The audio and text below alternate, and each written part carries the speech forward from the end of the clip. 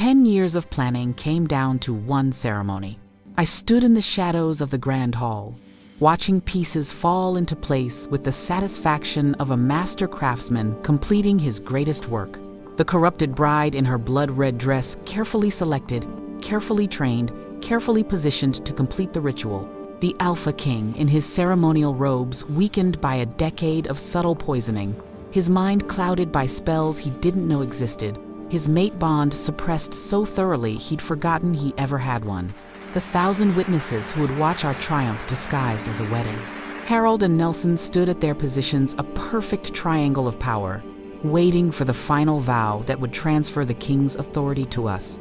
We'd murdered for this, framed an innocent girl, manipulated a grieving son into executing his own mate, spent 10 years carefully consolidating control. Today, we would finally claim what we deserved.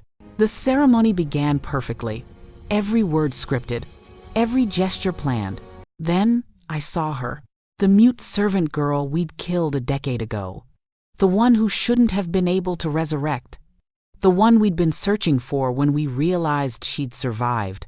She was standing in the servant's alcove, watching, waiting. And when the Alpha King spoke his vows, when the lie left his lips, I saw her throat glow with divine light. The curse we'd placed was breaking. "No," I whispered, but it was too late. She opened her mouth and spoke the one word that would destroy everything we'd built. 10 years of planning, shattered by one word from a dead girl who refused to stay dead. But before I tell you what that word was, and trust me, you want to know, hit that like button if you're already hooked. Because this story gets so much darker before it gets better. And if you're the type who loves justice served cold after a decade of patience, you're going to want to see this through to the end. Now, let me take you back to where this really started. Chapter 1. 10 years of silence. The grand hall smelled of white roses and lies. I pushed my cleaning cart past marble columns draped in silk, past ice sculptures shaped like wolves mid-howl, past servants rushing with champagne flutes that caught the morning light. Everything glittered. Everything gleamed. Everything was perfect. Everything was wrong. "Elisa, move faster." The head housekeeper, Dolores Jackson, snapped her fingers at me without looking. She never looked at me directly. None of them did. "The bride arrives in an hour, and those floors won't polish themselves." I nodded and dropped to my knees with my brush and bucket. The marble was already spotless. I'd cleaned it at dawn, but I scrubbed anyway. Invisible work for an invisible girl. That's what they expected. That's what I'd trained them to expect. A pair of polished boots stopped in front of my brush. I knew those boots. I'd shined them every morning for 10 years. Still here? The voice above me carried the weight of mountains. Gerard Collins, Alpha King of the Silver Pine Pack, stood watching me with those storm-gray eyes that used to make my heart stop. Now they just made me count. 3 hours until the ceremony. 2 hours until I break your world. I kept my head down and scrubbed. "Your Majesty, the seamstress needs final approval on the bride's dress." One of his advisors appeared at his elbow, Stuart Montgomery, the eldest, silver-haired, silver-tongued, and rotten to the core. I'd spent 6 years learning exactly how rotten. Gerard's boots shifted. "Tell her it's fine. Celine will look beautiful in anything." Celine, the bride. I'd met her exactly twice. Both times, she'd looked at me like she was trying to solve a puzzle. Both times, she'd almost succeeded. They walked away, their voices fading into the chaos of wedding preparations. I sat back on my heels and allowed myself one moment, just one, to close my eyes and remember. 10 years ago, I wasn't Elisa, the mute servant. 10 years ago, I was Elisa Payne, daughter of the former head Omega, and I had a voice that could call wolves from 3 territories away. I was 19, newly shifted, and so naively certain the world made sense. The night everything changed started like a celebration. The former Alpha King Gerard's father had just signed a historic peace treaty with the Eastern Pax. The whole compound was alive with music and drinking, and relief that war had been avoided. I was crossing the courtyard to bring my mother medicine when I felt it, the bond. It hit me like lightning strike and earthquake combined, stealing my breath and nearly dropping me to my knees. Every Omega instinct I had screamed one word: mate. I spun, searching, and locked eyes with Gerard across the crowded courtyard. He was 24 then, not yet king, standing with a group of warriors and laughing at something someone said. But when our eyes met, his laughter died. His whole body went rigid. He felt it too. For one perfect crystalline moment, the world held its breath. My mate, the Alpha Prince. The bond thrummed between us like a living thing, singing, "Mine, mine, mine." Then someone screamed. The sound ripped through the celebration like a blade. People started running toward the Alpha King's private chambers. I ran too, still dizzy from the bond, still trying to process what had just happened. I shouldn't have gone into those chambers. I shouldn't have seen what I saw. But I did. The former Alpha King lay dead on his office floor, his throat torn out, blood pooling across expensive rugs. 3 figures in dark robes stood over him, their hands still glowing with residual magic. Dark magic. Forbidden magic. And when they turned to face the doorway where I stood frozen, I recognized them. Stuart Montgomery, Harold Campbell, Nelson Woods, the 3 most trusted advisors to the throne. They'd murdered their own Alpha. "Seize her," Stuart said calmly, like he was ordering dinner. "The Omega girl. She's the witness." I ran. I didn't make it far. They were trained warriors and I was a newly shifted Omega who'd never even been in a real fight. They dragged me back, kicking and screaming, and threw me at Gerard's feet. He'd arrived with the guards, white-faced and shaking as he stared at his father's body. "Your Majesty," Stuart's voice was honey smooth. "We caught the murderer. This Omega girl. We found her standing over the body, her hands still bloody." No, I tried to speak, but Harold clamped a hand over my mouth. "She used forbidden magic to kill him," Stuart continued. "Dark Omega arts that we've long suspected but couldn't prove. She must have been a spy for the Eastern Pax all along. They used her to sabotage the peace treaty. It was all lies. Every word. But I was 19 and terrified, and there was blood on my dress from when I'd knelt beside the body, trying desperately to help." Gerard looked at me. Our eyes met. The bond screamed between us. "Mate! Mate! Don't hurt her! She's ours!" And I saw the exact moment he made his choice. "Execute her," he said. His voice sounded hollow. "Dead. By my authority as Alpha Prince, I sentence this traitor to death for the murder of my father." I wanted to scream, to tell him the truth, to beg him to listen to the bond, to his instincts, to anything other than the lies being fed to him.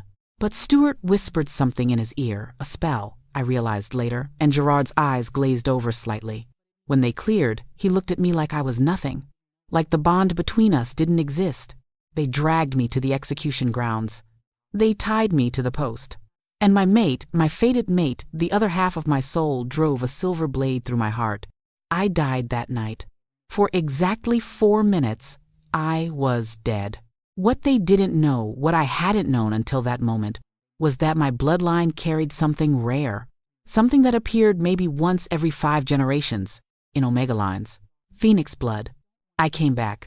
But resurrection has a price. My wolf, traumatized by death and rejection, retreated so deep inside me I couldn't reach her. My voice, powered by Omega command, shattered like glass. I woke up 3 days later in a servant's cottage on the edge of Packlands, found by low-ranking wolves who'd taken pity on what they thought was a dying girl. They nursed me back to health, assuming I was some rogue who'd been attacked. I couldn't tell them different. I couldn't tell them anything. I was mute, and I realized this was my chance. Gerard and his poisonous advisors thought I was dead. They'd buried an empty coffin with full honors, playing the part of regretful justice while they seized control of a grieving pack. I could stay dead. I could become invisible. I could watch and listen and learn exactly who'd really killed the Alpha King and why. So I became Elisa the servant, Elisa the mute, Elisa the charity case, who cleaned floors and served wine and was so utterly beneath notice that people said anything in front of me. For 10 years, I gathered pieces of the puzzle, and today I would finally put them together. Elisa! Dolores's sharp voice yanked me back to the present. The bride's chambers need fresh linens. Move. I nodded and abandoned my scrub brush. Hurrying through corridors I could navigate blindfolded. The bride's chambers were in the east wing, furthest from the ceremony preparations, furthest from witnesses. I knocked on the doorframe, a courtesy I'd learned to perform even though I couldn't announce myself. Come in. The voice was soft, musical, terrified. Celine sat at her vanity in a silk robe, her dark hair still unpinned and falling around her shoulders. She was beautiful in that dangerous way that weapons are beautiful. Sharp, precise, designed to cut. She watched me in the mirror as I started changing the bed linens. "You're Elisa," she said. Not a question. I nodded, keeping my eyes down. "The mute servant everyone pities." She turned to face me directly. "Except you're not really mute, are you?" My hands stilled on the sheets. She stood and walked closer, her movements predator quiet. "I've been watching you for 2 years, Elisa Payne. Watching how you position yourself to overhear conversations. How you always volunteer for specific assignments. How you've systematically gained access to every restricted area in this compound." My heart hammered. I should run. I know what you are," she whispered. "I know what they did to you. And I need you to know something." She pressed a folded piece of paper into my hand. "I'm not marrying Gerard by choice. I'm the bait. And you're the only one who can spring the trap." Before I could react, footsteps echoed in the hallway. Celine immediately stepped back, her voice rising to normal volume. "Yes, those linens are fine. You may go." I clutched the paper and fled. I didn't read the note until I was locked in a supply closet 2 floors down, my hands shaking so badly I could barely unfold it. The handwriting was elegant, but rushed. "They killed your Alpha King to steal his power. They couldn't complete the ritual because you died and came back. Resurrection broke their spell. They've been trying to fix it for 10 years. This wedding is the final component. If Gerard speaks his vows to me, a corrupted bride, they'll complete what they started. They'll drain his power and transfer it to themselves. He'll be a puppet king, and I'll be dead. I've been raised for this since childhood. My father is Harold Campbell. He trained me to be the perfect weapon. But 2 years ago, I learned the truth. I've been sabotaging from the inside ever since. Today, they'll complete the ritual, unless you stop them. Your voice will return when he speaks a lie at the altar. The moon goddess promised me. When you speak, he'll remember everything they made him forget. Trust me. Please. Selene." The paper crumpled in my fist. I had 3 hours. 3 hours to decide if I believed her. 3 hours to prepare for the moment I'd spent a decade planning for. 3 hours until I spoke again. I closed my eyes and felt for my wolf. She was still there, buried deep, but stirring. Waiting. Soon, I promised her. Soon we take everything back. Chapter 2. The night she died. The chapel bells began ringing 2 hours before the ceremony. I stood in the servants' staging area behind the grand hall, surrounded by the controlled chaos of final preparations. Waiters rushed past with trays of hors d'oeuvres. Musicians tuned instruments. The florist screamed at someone about the wrong shade of white in the rose arrangements. No one noticed me slip away. I made my way through the back corridors to the one place I hadn't been in 10 years.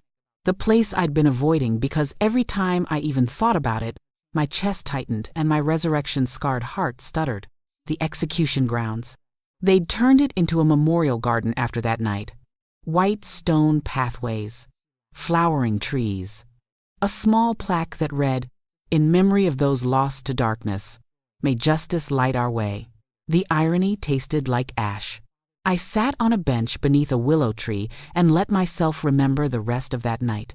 The parts I'd locked away so deep I could almost pretend they didn't happen. Almost.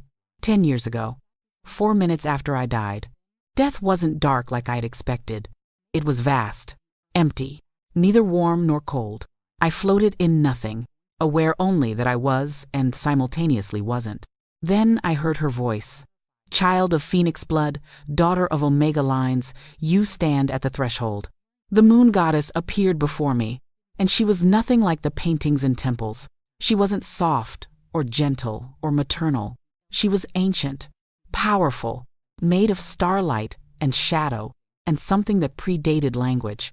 You have been wronged, she said, murdered by your fated mate, framed for crimes you did not commit, silenced before you could speak truth.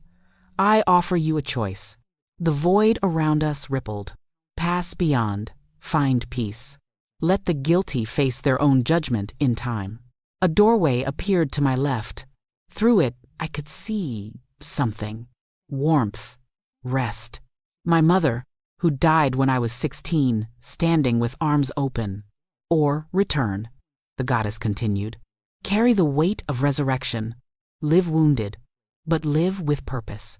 Return to seek justice, to speak truth, to break the cycle of corruption that will destroy your pack if left unchecked. A second doorway opened to my right. Through it, I saw the execution grounds. My body slumped against the post, blood soaking into the earth. Gerard walking away with his shoulders hunched. The three advisors watching with satisfied smiles. The choice is yours, the goddess said. But know this, if you return broken. Your wolf will hide from the trauma. Your voice will shatter from the pain. You will be powerless in a world that values only power. You will suffer. I should have chosen peace. I should have chosen my mother's arms and rest and freedom from pain. But I looked through that second doorway and saw Gerard's face. Really saw it. Beneath the shock and the blank expression the advisor's spell had created, I saw confusion, anguish, the bond pulling at him even as magic forced him to ignore it. They'd turned my mate into their weapon. They'd murdered his father and framed an innocent girl and forced him to execute his own bond. And they'd done it all for power. I choose to return, I said. The goddess smiled, and it was sad and proud and terrible all at once. Then return you shall. But I give you 3 gifts to balance 3 wounds. She touched my chest where the silver blade had pierced. Your heart will beat again, though scarred. The phoenix blood will heal you, though the price is steep. You will not shift easily, but you will never truly die again. She touched my throat. Your voice is silenced, but not forever. When your mate speaks a lie at a sacred altar, the spell will break. The greater the lie, the greater your power when you speak again. Use that moment wisely. She touched my forehead. Your memories remain intact, but his will be clouded. They will use dark magic to make him forget the bond, forget the truth, forget everything that might make him question their control. But memories suppressed are not memories destroyed. When truth is spoken with divine authority, all that was hidden will be revealed. The goddess stepped back. Go now, daughter of Phoenix. Return to your broken body and your broken world. Suffer, survive, and when the time comes, speak with the voice I have preserved for you. Shatter the lies. Free the captive. Restore what was stolen. 1 word will be enough. I gasped back to life on a table in a servant's cottage. My resurrection witnessed only by an elderly Omega named Cassandra Downey who'd found my body dumped in the woods.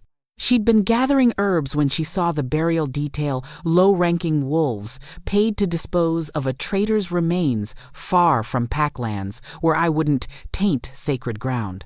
She'd waited until they left, then checked my body, found the faintest heartbeat, smuggled me to her cottage, and spent 3 days nursing me back from the edge of death again. When I woke, I couldn't speak, couldn't shift, could barely remember my own name through the trauma. She asked what happened. I opened my mouth and nothing came out. Not even a whisper, just silence. Cassandra was sharp enough to put pieces together. A young Omega woman, clearly well-bred based on my hands and teeth, found dying from a silver blade wound on the night of a very public execution. She didn't ask questions after that, just helped me heal. When I was strong enough to stand, I pointed to my throat and then my ears. I can't speak, but I can hear. She taught me the hand signals servants used in the compound, taught me how to make myself small, invisible, Useful enough to keep around, but not important enough to really see. You want to go back there? She said one evening. Not a question. Into the compound, where they tried to kill you. I nodded. Child, that's either the bravest thing I've ever heard or the most foolish. I picked up a stick and wrote in the dirt. They murdered the Alpha King. They'll do it again. Someone has to stop them. Cassandra stared at those words for a long time. You'll need documentation, she finally said. A history. A reason to be there that won't raise questions. She spent the next week creating an identity for me. Elisa, no family name given. Orphan from the borderlands. Mute from birth. Simple. Damaged. Harmless. She brought me to the head housekeeper, Dolores, and vouched for me. The girl's a hard worker. Can't speak, poor thing. But she's stronger than she looks. Worth a trial period. Dolores looked me over with the disdain of someone who'd spent her whole life fighting for scraps of respect. Fine. Laundry duty. If she can't handle it, she's gone. I handle it. I handled everything they threw at me. Every impossible task. Every cruel comment. Every moment of casual dismissal. I absorbed it all and became exactly what they expected. The mute servant who cleaned up after her betters and never caused problems. And while I cleaned, I listened. I learned that Stuart Montgomery had been appointed chief advisor, that he controlled access to the new Alpha King, that Gerard had changed after his father's death, become colder, more distant, more willing to delegate authority. I learned that Harold Campbell had taken over security, that wolves who questioned the official story about the former king's death tended to get reassigned to Border Patrol, permanently.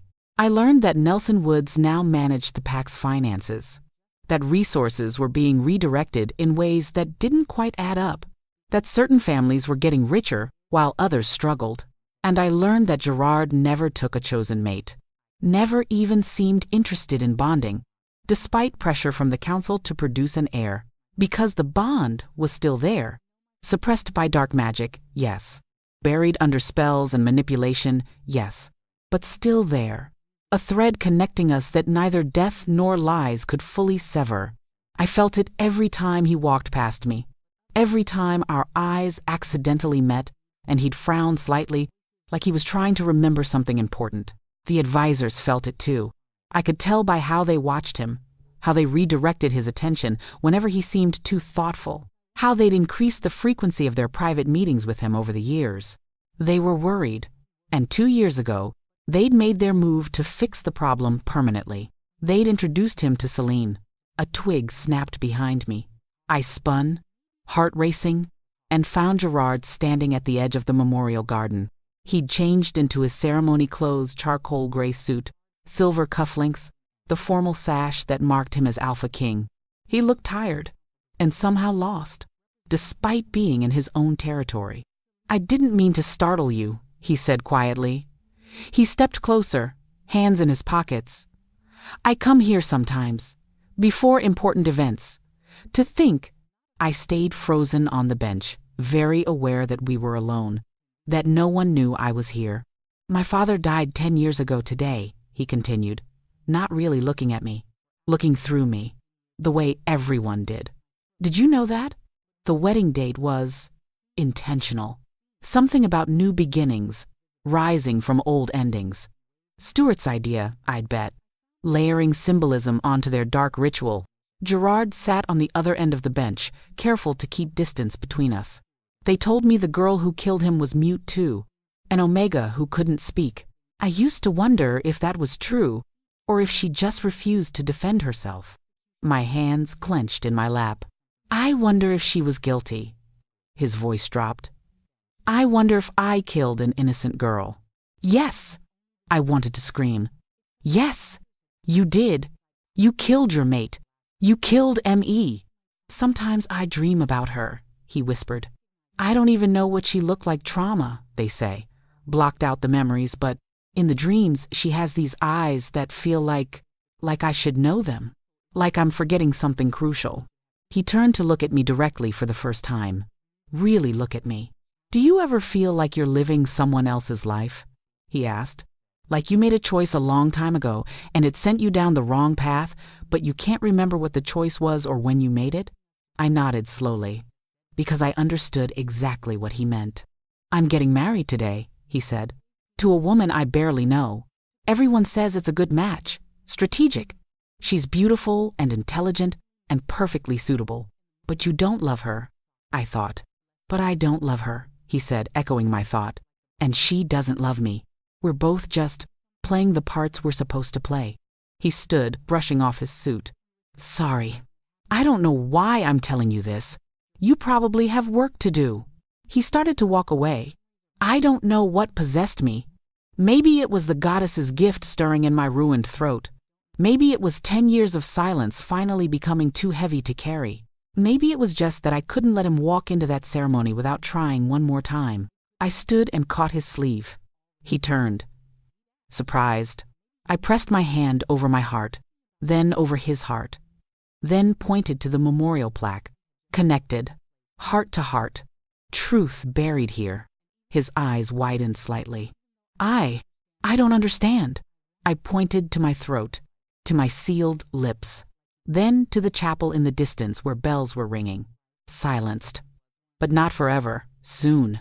You're trying to tell me something, he said slowly. Something about today? I nodded frantically. He opened his mouth to ask more, but a voice called across the garden. Your Majesty, we've been looking everywhere. The ceremony begins in 30 minutes. Stuart Montgomery approached with quick, irritated strides. His eyes landed on me and narrowed. What are you doing here? Get back to your station. I dropped my hand from Gerard's sleeve and ducked my head submissively. She wasn't bothering me, Gerard said. We were just... The bride is waiting, Your Majesty. Stuart's tone allowed no argument. And you know how important timing is for the ceremony. Very specific timing. Because it was a ritual, with specific components that had to align. Gerard hesitated, looking between me and Stuart. Right, of course. As Stuart led him away, Gerard glanced back once. Our eyes met. And for just a second, just one heartbeat, I saw recognition flicker in his expression. Not of my face, but of something. Some truth trying to claw its way through layers of compulsion. Then Stuart said something and Gerard's expression went blank again. I watched them disappear toward the chapel. 30 minutes. 30 minutes until I either saved my pack or lost everything. I pulled Celine's note from my pocket and read it one more time. Your voice will return when he speaks a lie at the altar. I closed my eyes and reached deep inside, to the place where my wolf had been hiding for 10 years. Please, I begged her. Please be ready. I can't do this alone. For the first time in a decade, I felt her stir. Not much, just a flicker of awareness, a whisper of presence. But it was enough.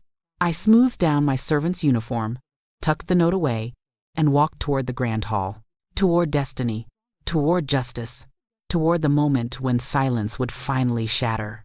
Chapter 3. The Alpha King's Blindness. The grand hall had been transformed into something from a fairy tale. 1,000 white candles floated in midair, suspended by magic that made them drift like stars. The marble floors gleamed mirror-bright, reflecting silk ribbons that cascaded from the vaulted ceiling. Every surface bloomed with white roses on the columns, the railings woven into archways that led to the ceremonial altar. It was breathtaking. It was a lie. I positioned myself in the servants' alcove near the eastern pillar, the spot I'd specifically requested 3 weeks ago. From here, I could see the altar clearly.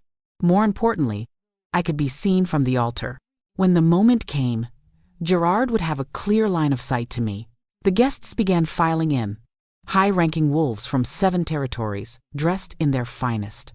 I recognized most of them. 10 years of serving wine at political dinners had taught me every important face in the region. They took their seats in order of rank, chattering excitedly about the historic nature of this wedding. The Alpha King finally taking a mate, an alliance with the powerful Campbell bloodline through Celine, a new era of prosperity. They had no idea they were attending a ritual sacrifice. I scanned the crowd for the 3 advisors and found them easily. They always positioned themselves identically at important events. Stuart near the front left, Harold at the back right, Nelson in the center. A triangle formation. Today, they were dressed in formal robes with subtle embroidery along the hems. I'd seen those symbols before in forbidden texts I'd snuck from the library over the years. Dark magic, binding spells, power transference. They weren't even hiding it.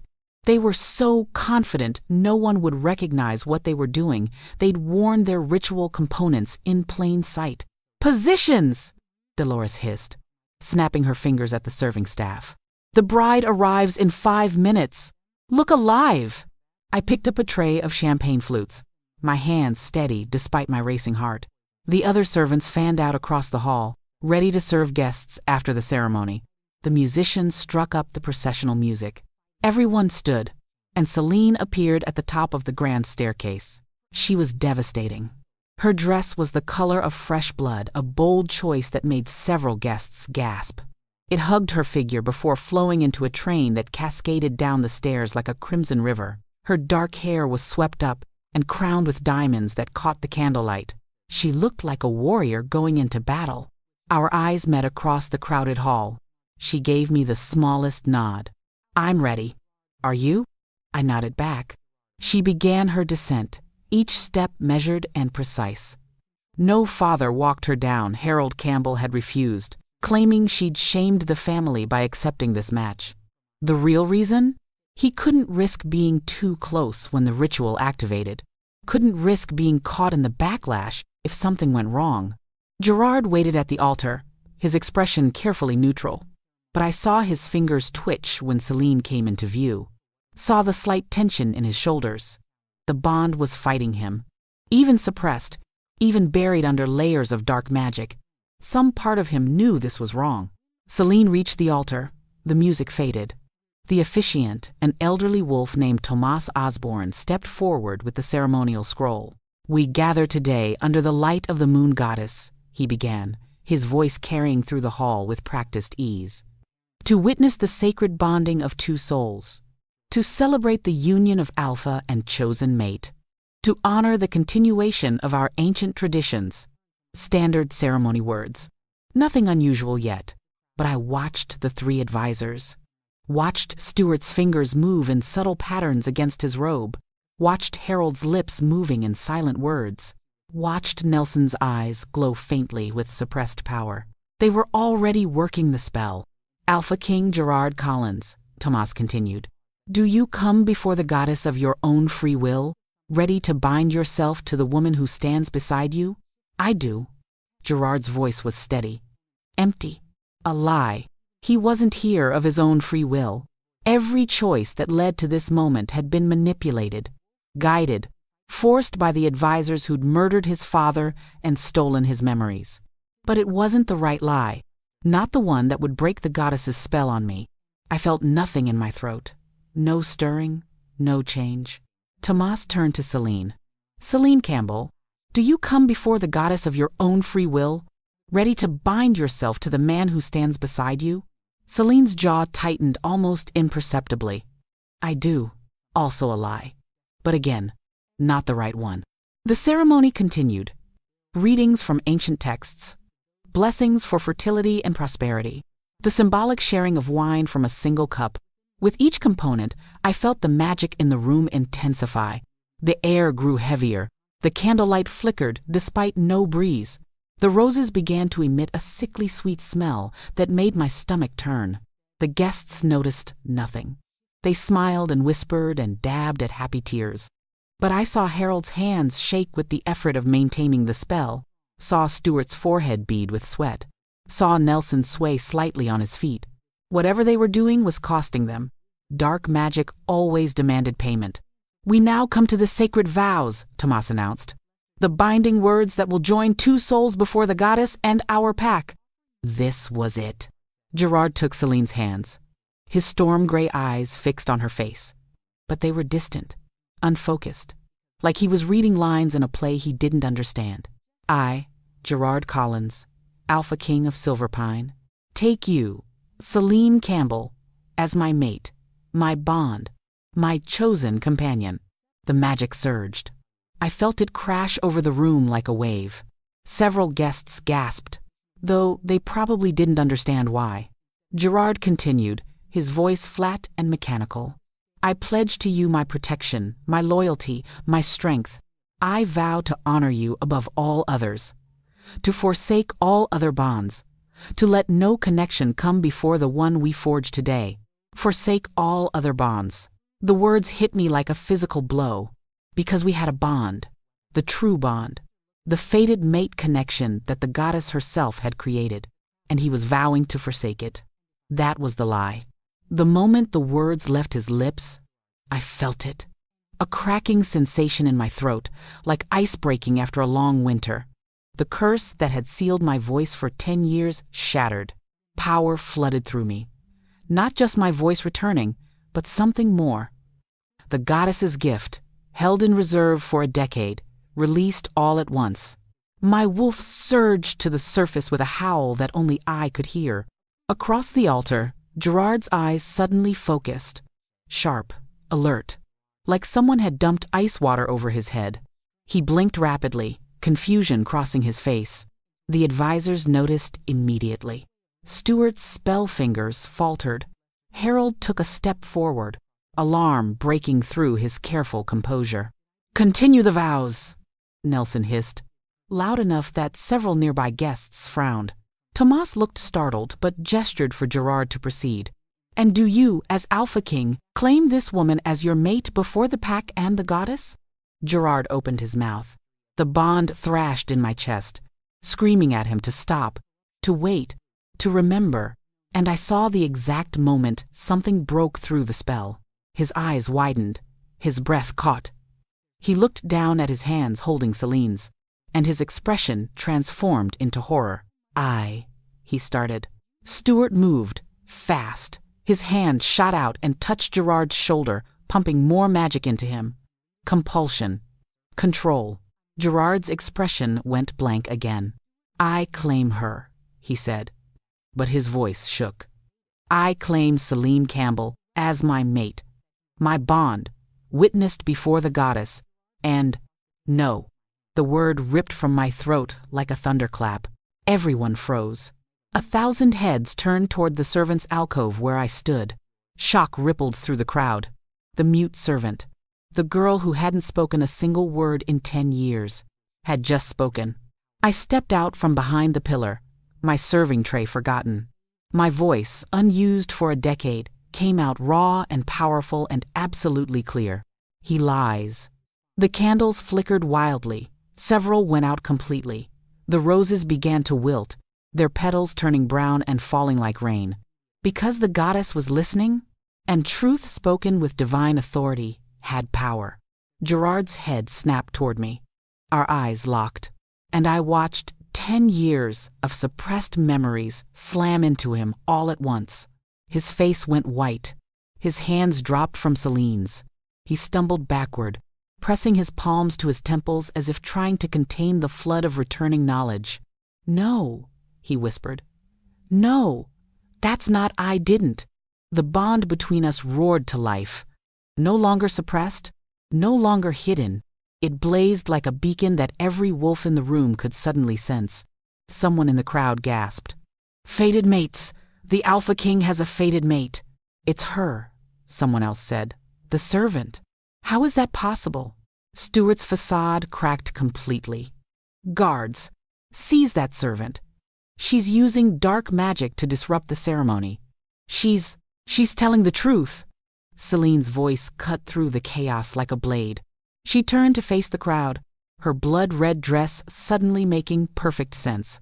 "And I'm here to help her prove it." She reached into her bouquet white roses that matched the hall decorations and pulled out a small crystal vial. The liquid inside glowed with soft silver light. "Truth serum," she announced. "Blessed by the moon goddess herself. I've carried it for 2 years, waiting for this moment." She uncorked it and drank half in one swallow. Her eyes briefly flashed silver, the goddess's acknowledgement. "My name is Celine Campbell," she said, her voice magically amplified now. "Daughter of Harold Campbell. And I was raised from childhood to be a weapon, a corrupted mate to complete a dark ritual, a sacrifice to transfer the Alpha King's power to the 3 advisors who murdered his father 10 years ago. Chaos erupted. Harold lunged for his daughter, but Gerard moved faster. Despite his obvious shock and confusion, his alpha instincts kicked in. He caught Harold's wrist and slammed him to the ground with enough force to crack marble. "Don't," Gerard growled. His eyes had shifted to wolf gold. "Touch her." Stuart and Nelson tried to run, but the crowd had turned into a mob. Wolves blocked the exits, their faces twisted with rage and betrayal. "The servant," someone shouted. "Let her speak. Let's hear what she has to say." Tomas raised his hands for silence. The elderly officiant's expression had transformed from confusion to something harder, ancient, like he'd been waiting for this moment himself. "The ceremony is halted," he declared. "Under Pack law, when truth is challenged at a bonding, all parties must be heard." He turned to me. "Speak, daughter. The goddess has clearly returned your voice for a reason. Tell us why." Every eye in the grand hall fixed on me. I took a breath. My voice was rusty, unpracticed, but it carried. 10 years ago, I was 19 years old. My name is Elisa Payne, daughter of the former head Omega. And on the night the Alpha King's father was murdered, I discovered my fated mate. I pointed at Gerard, who stood frozen, his hand still gripping Harold's wrist. The bond snapped into place between us in the courtyard. He felt it too. For one perfect moment, we were connected. Gerard made a choked sound. Recognition and horror warred in his expression. "Then I heard screaming," I continued. "I ran to the Alpha King's chambers. I found his body, and I found 3 men standing over him, with their hands still glowing with dark magic." I pointed at each advisor in turn. "Stuart Montgomery, Harold Campbell, Nelson Woods. They murdered the Alpha King, and when they saw me witness it, they framed me for the crime." "Lies!" Stuart shouted. "She's a scorned servant, making up stories for attention. They dragged me before Gerard. I spoke over him. They told him I was the murderer, and they used dark magic to cloud his mind, to suppress the mate bond so he wouldn't question their claims. They made him execute me." The crowd's murmur grew to a roar. "But I didn't stay dead," I said quietly. "I have phoenix blood. I resurrected. And I've spent 10 years gathering evidence, watching them corrupt this pack from within, waiting for the moment when I could speak again." I pulled Celine's note from my pocket. 2 years ago, Celine contacted me. She discovered her father's plans and chose to betray them, to help me. Today was supposed to be the completion of their ritual. Gerard's vow to forsake all other bonds would have severed our mate connection permanently. The wedding would have transferred his power to them, and both Celine and I would have died in the process. I met Gerard's eyes across the hall. "The goddess gave me back my voice to speak this truth, to stop this cycle, to give you a choice you weren't allowed to make 10 years ago." Silence fell, heavy, suffocating. Gerard released Harold and walked toward me, each step deliberate. His expression was devastated, destroyed. He stopped 3 feet away. "Elisa," he whispered, my name in his voice after 10 years of silence. "I killed you. I felt the bond, and I murdered my own mate. You were controlled," I said. "Manipulated. They used magic to—" "I should have fought it." His voice broke. "I should have felt it, known it. How could I not know? Because they're powerful." I kept my voice steady even as my heart cracked. "Because dark magic is insidious. Because they've been doing this for 10 years. I turned to address the crowd. "The question now is, what do we do about it?" Tomas stepped forward. "By pack law, when an alpha is accused of corruption, a trial of truth must be held. All evidence presented, all parties judged by the goddess herself." He gestured to the 3 advisors, now surrounded by angry wolves. "Bring them to the altar. Let the goddess decide who speaks truth and who speaks lies." Chapter 4. The Trial of Truth. They dragged the 3 advisors to the altar like criminals to a gallows. Stuart fought every step, his silver hair disheveled, his elegant composure shattered. "This is absurd. You're taking the word of a servant over your most trusted counselors? Over men who've served this pack for decades?" Harold stayed silent, his eyes burning with cold hatred as he stared at his daughter. Celine met his gaze without flinching, still holding the half-empty vial of truth serum. Nelson looked sick. His hands trembled as guards forced him to his knees beside the others. Of the three, he seemed the most human, the most capable of regret. The crowd pressed closer, forming a tight circle around the altar. Their earlier joy had curdled into something uglier: betrayal, rage, the primal need to see justice done. Tomas raised his hands, calling for order. "We invoke the ancient rites, the trial of truth, witnessed by the moon goddess herself." He gestured toward the massive statue that dominated the back wall of the grand hall. I'd cleaned around that statue 1,000 times, polishing marble that depicted the goddess in her wolf form, eyes closed in eternal contemplation. Now those eyes opened.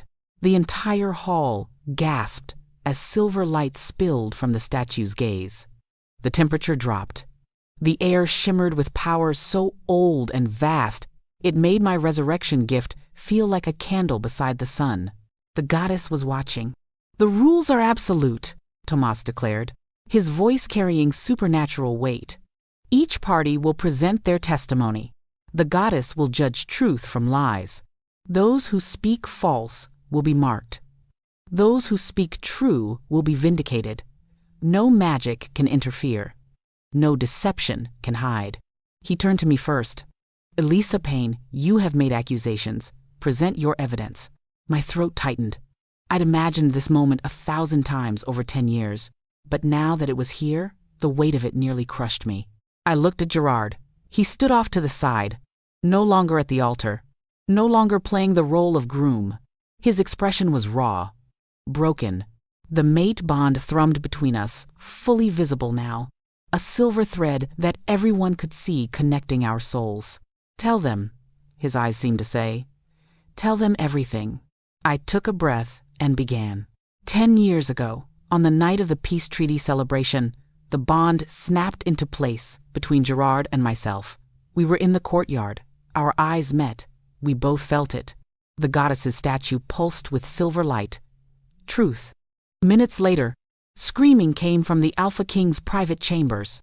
I ran there and found the former king dead. 3 men stood over his body, their hands glowing with residual dark magic. Another pulse of silver. Truth. When they saw me, Stuart Montgomery ordered me seized. They dragged me before Gerard and claimed I'd murdered his father using dark magic. They showed blood on my dress as proof blood I'd gotten from kneeling beside the body, trying to help. Silver light flooded the hall. Truth. Gerard was going to question it. I continued, my voice gaining strength. I saw it in his eyes. The bond was screaming at him to protect me, not harm me. But Stuart whispered something in his ear. A spell. I didn't know what it was then, but I've learned since. I pulled a folded paper from my sleeve, one of dozens I'd collected over the years. This is from the forbidden section of the library. A dark magic compulsion spell called the clouding. It suppresses rational thought and bond recognition, makes the victim susceptible to suggestion. I held it up. The crowd murmured. Stuart used it on Gerard that night, forced him to execute me without question, without allowing me to defend myself. The statue's light intensified until several people had to shield their eyes. I died, I said simply. Gerard drove a silver blade through my heart. I was dead for 4 minutes. Shocked whispers rippled through the crowd. Gerard made a sound like he'd been physically struck. But I have phoenix blood, a rare omega trait that appears maybe once every 5 generations. I resurrected. The trauma shattered my wolf and broke my voice. When I woke 3 days later, I was mute.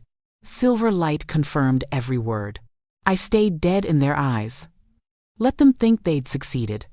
Became a servant so I could watch them, listen to them, learn their plans. I pulled out more papers, years of carefully documented evidence. Over 10 years, I recorded everything. Private conversations I overheard while serving wine, Financial records I found while cleaning Stuart's office. Shipping manifests that showed dark magic components being smuggled in under Nelson's authority. I spread the papers on the altar like an accusation. They've been slowly draining Gerard's power for a decade. Not enough to notice immediately, but enough to weaken him, make him more susceptible to control. Today's wedding was supposed to complete the transfer. Celine was raised specifically for this purpose, a corrupted bride whose bonding would sever Gerard's true mate connection and channel his alpha power directly to the three of them. The goddess's light was blinding now. Everything I've said is truth, I finished, and I have witnesses who can confirm parts of it. Tomas turned to the crowd. Does anyone wish to speak in support of these claims? An elderly woman stepped forward, Cassandra Downey, the Omega who'd saved my life. I hadn't seen her in years. She'd moved to the border territories after I'd established myself in the compound. I found Elisa's body in the woods, Cassandra said, her voice shaking but clear. Dumped like trash by wolves on burial detail. She had a silver blade wound through her heart. She was dead. I checked. No pulse, no breath, cold skin. Silver light pulsed. I was preparing to bury her properly when I felt the faintest heartbeat return. Took her to my cottage, nursed her for 3 days. When she woke, she couldn't speak, couldn't shift, could barely function through the trauma. More silver light. I helped her create a new identity. Brought her to the compound because she insisted she needed to go back. I thought she was crazy.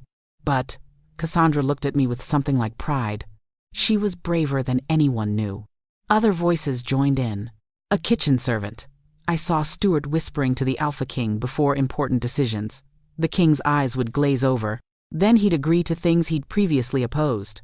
A guard. Harold Campbell reassigned anyone who questioned the official story about the former king's death. Sent them to dangerous border posts. 3 of them died within a year. A treasury clerk.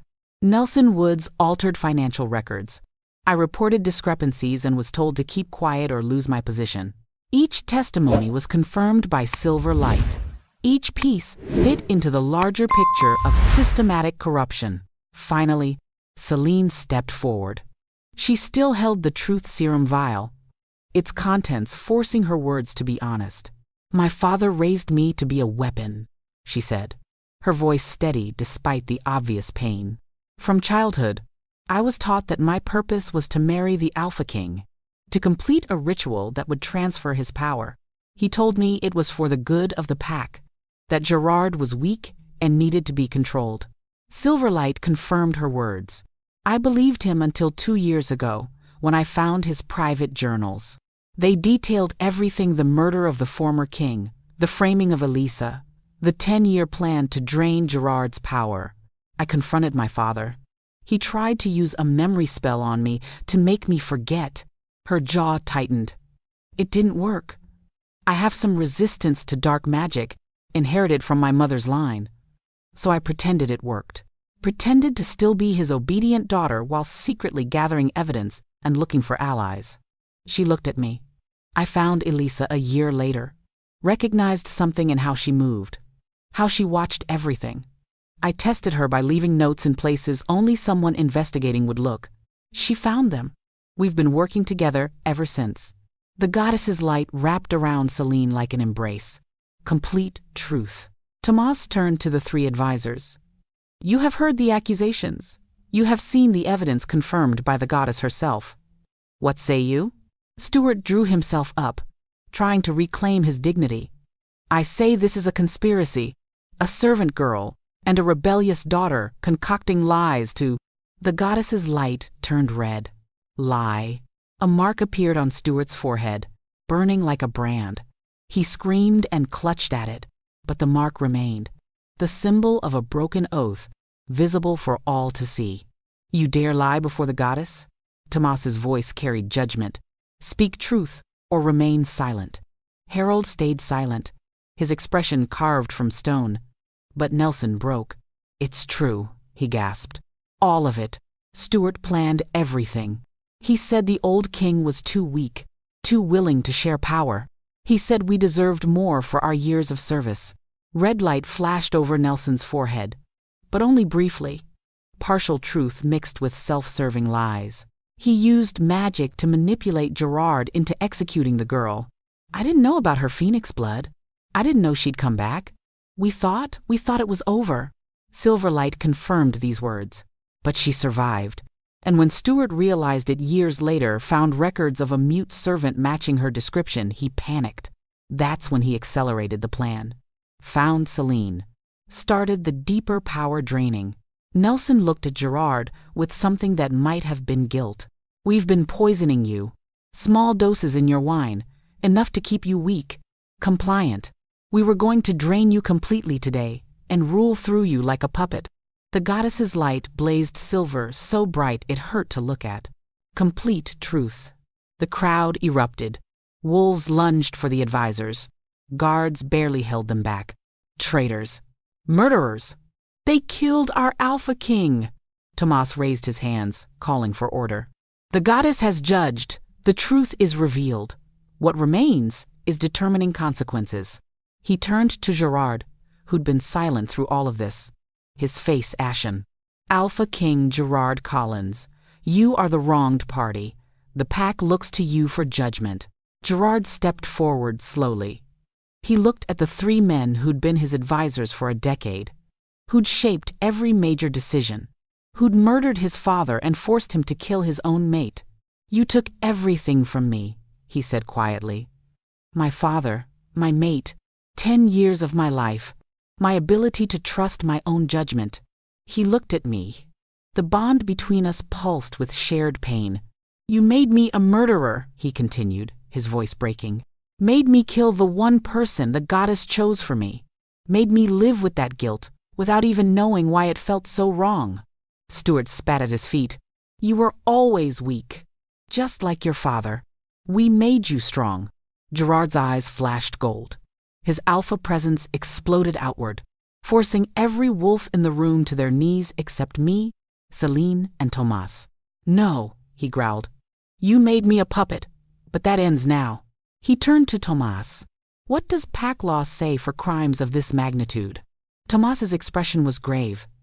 Murder of an Alpha King, attempted murder through dark magic, corruption of pack leadership, conspiracy to commit treason. He paused. The traditional punishment is execution. The crowd roared approval, but Gerard shook his head. No. Shocked silence fell. Execution is too easy, Gerard said. Too quick. They'll die eventually, but first they'll face something worse. He looked at me. What did you endure for 10 years? Being powerless, invisible, voiceless, unable to shift or speak or defend yourself. Living among people who dismissed you, pitied you, treated you as less than nothing. Understanding dawned on me. Gerard turned back to the advisors. By my authority as Alpha King, witnessed by the goddess and the pack, I sentence you to the same. Your wolves will be bound, your magic stripped, your voices silenced. You will live as Omegas in service to this pack for the remainder of your natural lives. Horror crossed all three faces. For wolves who'd spent their lives pursuing power, this was worse than death. You will clean the floors you once walked across, Gerard continued. Serve wine at tables where you once sat. Live in the servant quarters you once looked down upon. And every day, you will remember what you did, what you lost, what you truly deserved. He raised his hand. Alpha power and divine judgment combined, flowing from the goddess's statue through Gerard and into the three advisors. They screamed as their wolves were ripped away, as their magic dissolved, as their voices shattered the same way mine had 10 years ago. When it was done, they collapsed, powerless, broken, exactly as they'd tried to make me. Take them to the servant quarters, Gerard ordered. Assign them to the worst duties, and if they refuse to work, they don't eat. Guards dragged the former advisors away. The crowd parted, many spitting in their direction. Tomas approached Gerard. Wise judgment, Alpha King. Justice served with mercy's face, but steel beneath. He bowed. The goddess approves. The statue's light faded. The eyes closed once more. The trial was over. But the real work was just beginning. Chapter 5. Breaking the Chains. The grand hall emptied slowly after the trial ended. Guests filed out in shocked silence, their earlier excitement about a royal wedding replaced by the weight of what they'd witnessed. Some looked relieved, others looked afraid. All of them looked at me differently now, not as the invisible servant, but as something else entirely. I wasn't sure I liked the change. Celine found me in the servants' alcove where I'd retreated, still wearing her blood-red wedding dress. She'd removed the diamond crown, and her dark hair had come partially loose from its elaborate styling. "That was the most terrifying thing I've ever done," she said, sliding down the wall to sit beside me. "And I've been planning it for 2 years." "You were brave," I said. My voice still felt strange in my throat, like wearing shoes after a decade barefoot. "I was terrified," she corrected. "The whole time, I kept thinking my father would find a way to stop it, that the spell wouldn't work, that no one would believe us. But they did. Because of you." She looked at me seriously. "You spent 10 years gathering evidence, building a case, staying silent when every instinct must have screamed to speak. I only had to be brave for 1 day. You had to be brave for 3,650 of them. I didn't know what to say to that, so I said nothing." We sat in silence for a moment, listening to the last guests depart. Then Celine asked quietly, "What happens now? Between you and Gerard?" The question I'd been avoiding. "I don't know," I admitted. "The bond is there, it's real, but I struggled to find words. He killed me, Celine. I know he was controlled. I know it wasn't really his choice, but I still died by his hand. How do we move past that?" "I don't think you move past it," she said gently. "I think you move through it. Slowly, carefully, or not at all if that's what you need." Before I could respond, footsteps approached. Gerard stood at the entrance to the alcove, still in his wedding clothes minus the ceremonial sash. He looked exhausted, destroyed. "May I speak with you?" he asked me. "Alone?" Celine squeezed my hand once, then stood. "I'll be in the East Wing if you need me." She left, her red dress trailing behind her like a promise kept. Gerard sat where Celine had been, careful to maintain distance between us. The bond hummed with his proximity, but it was a complicated song now. Want and pain and guilt tangled together. "I remember everything," he said quietly. "When you spoke at the altar, it all came flooding back. Every moment they'd suppressed, every memory they'd twisted." He turned to look at me, and I saw tears tracking down his face. "I remember seeing you in the courtyard, the bond hitting me like lightning. I remember thinking that I'd found something I didn't even know I was missing. Something perfect." His voice broke. "And I remember 3 hours later driving a blade through your heart while you looked at me with those eyes. Those same eyes that haunt my dreams." "Gerard, let me finish, please." He took a shaking breath. "I remember your blood on my hands, the feeling of the bond screaming at me to stop, and not understanding why. The way you didn't fight back, didn't even try to defend yourself.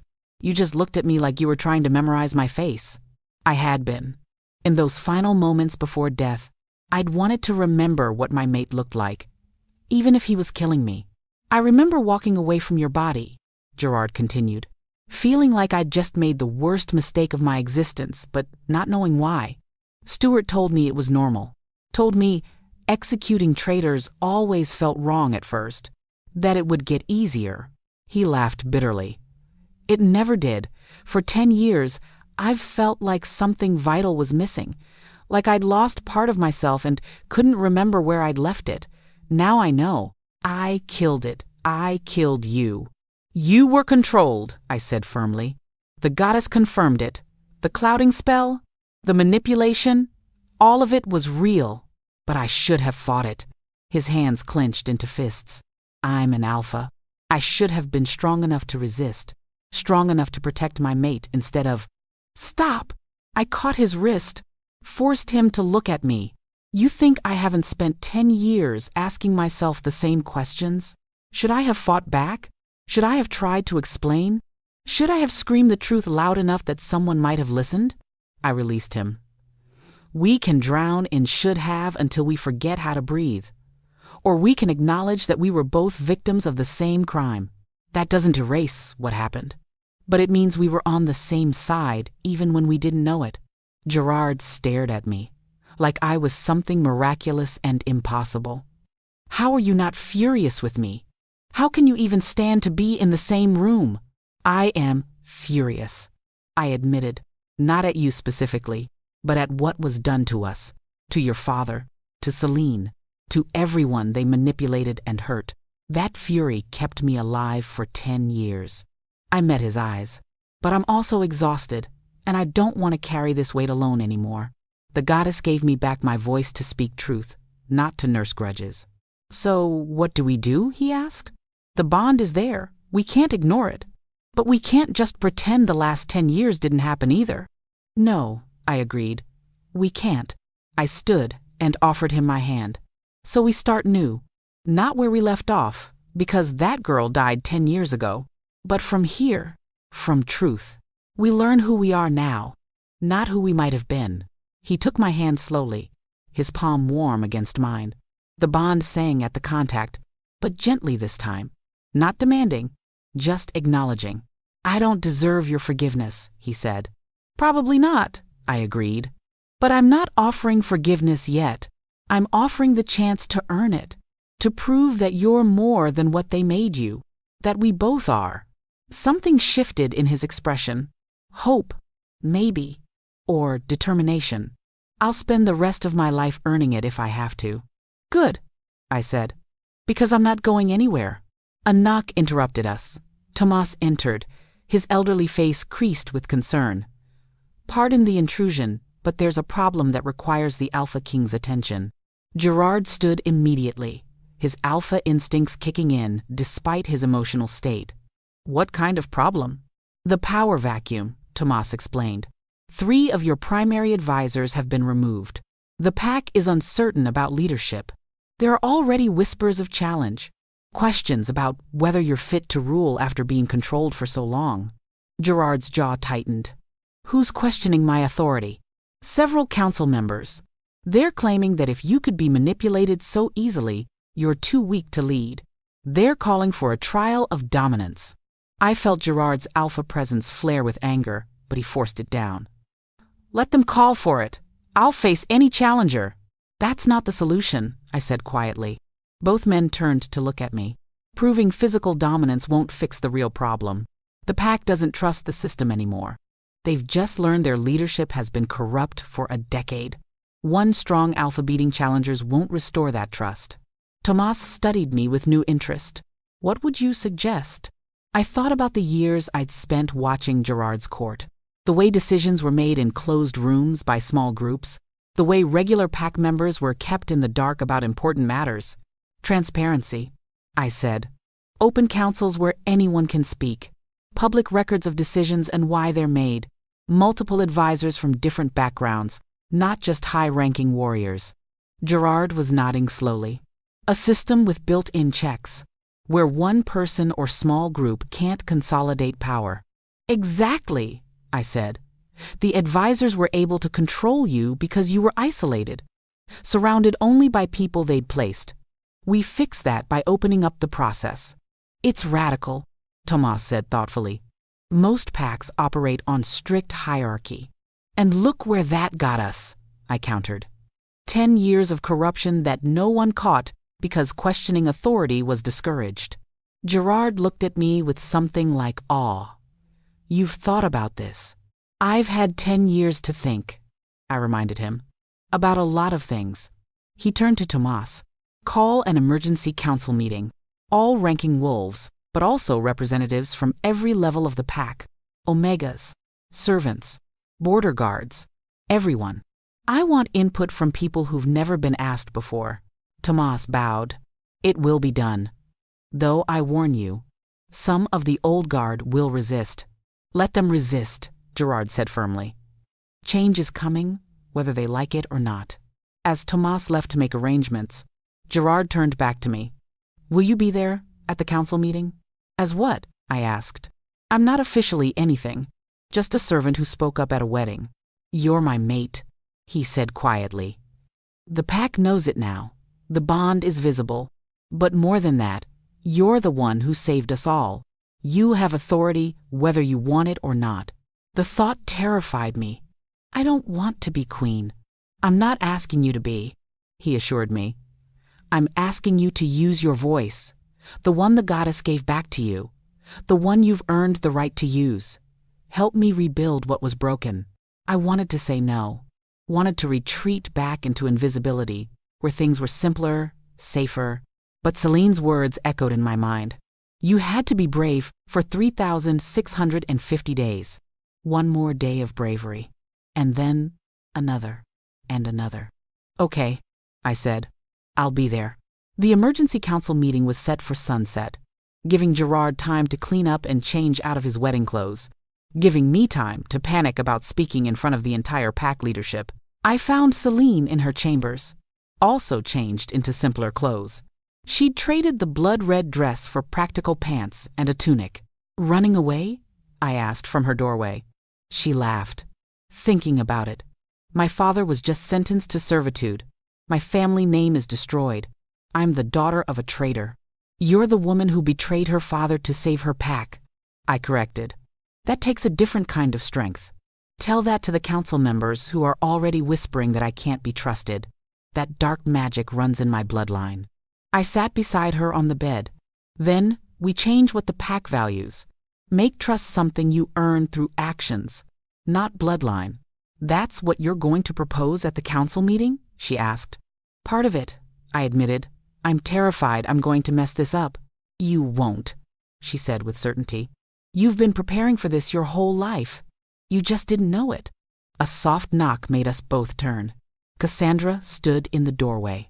The elderly Omega, who'd saved my life a decade ago. I hope I'm not intruding, she said. But I thought you might need this. She held out a bundle of fabric. When I unfolded it, I found a simple but elegant dress. Not servant's clothing, but not formal either. Something in between. You can't address the council in a cleaning uniform, Cassandra said gently. But you shouldn't dress like nobility either. You're something new, so dress like it. Tears stung my eyes. Thank you, she corrected. For being brave when it mattered. For surviving when they wanted you dead. For speaking when silence would have been easier. She helped me into the dress. It fit perfectly, like it had been made for me. Maybe it had. Cassandra had always been good with a needle. When I looked in the mirror, I barely recognized myself. Not the broken servant who'd scrubbed floors. Not the naive girl who died 10 years ago. Someone new. Someone forged by pain and silence and determination. Someone ready to speak. Sunset painted the council chamber in shades of gold and crimson. The room was packed beyond capacity.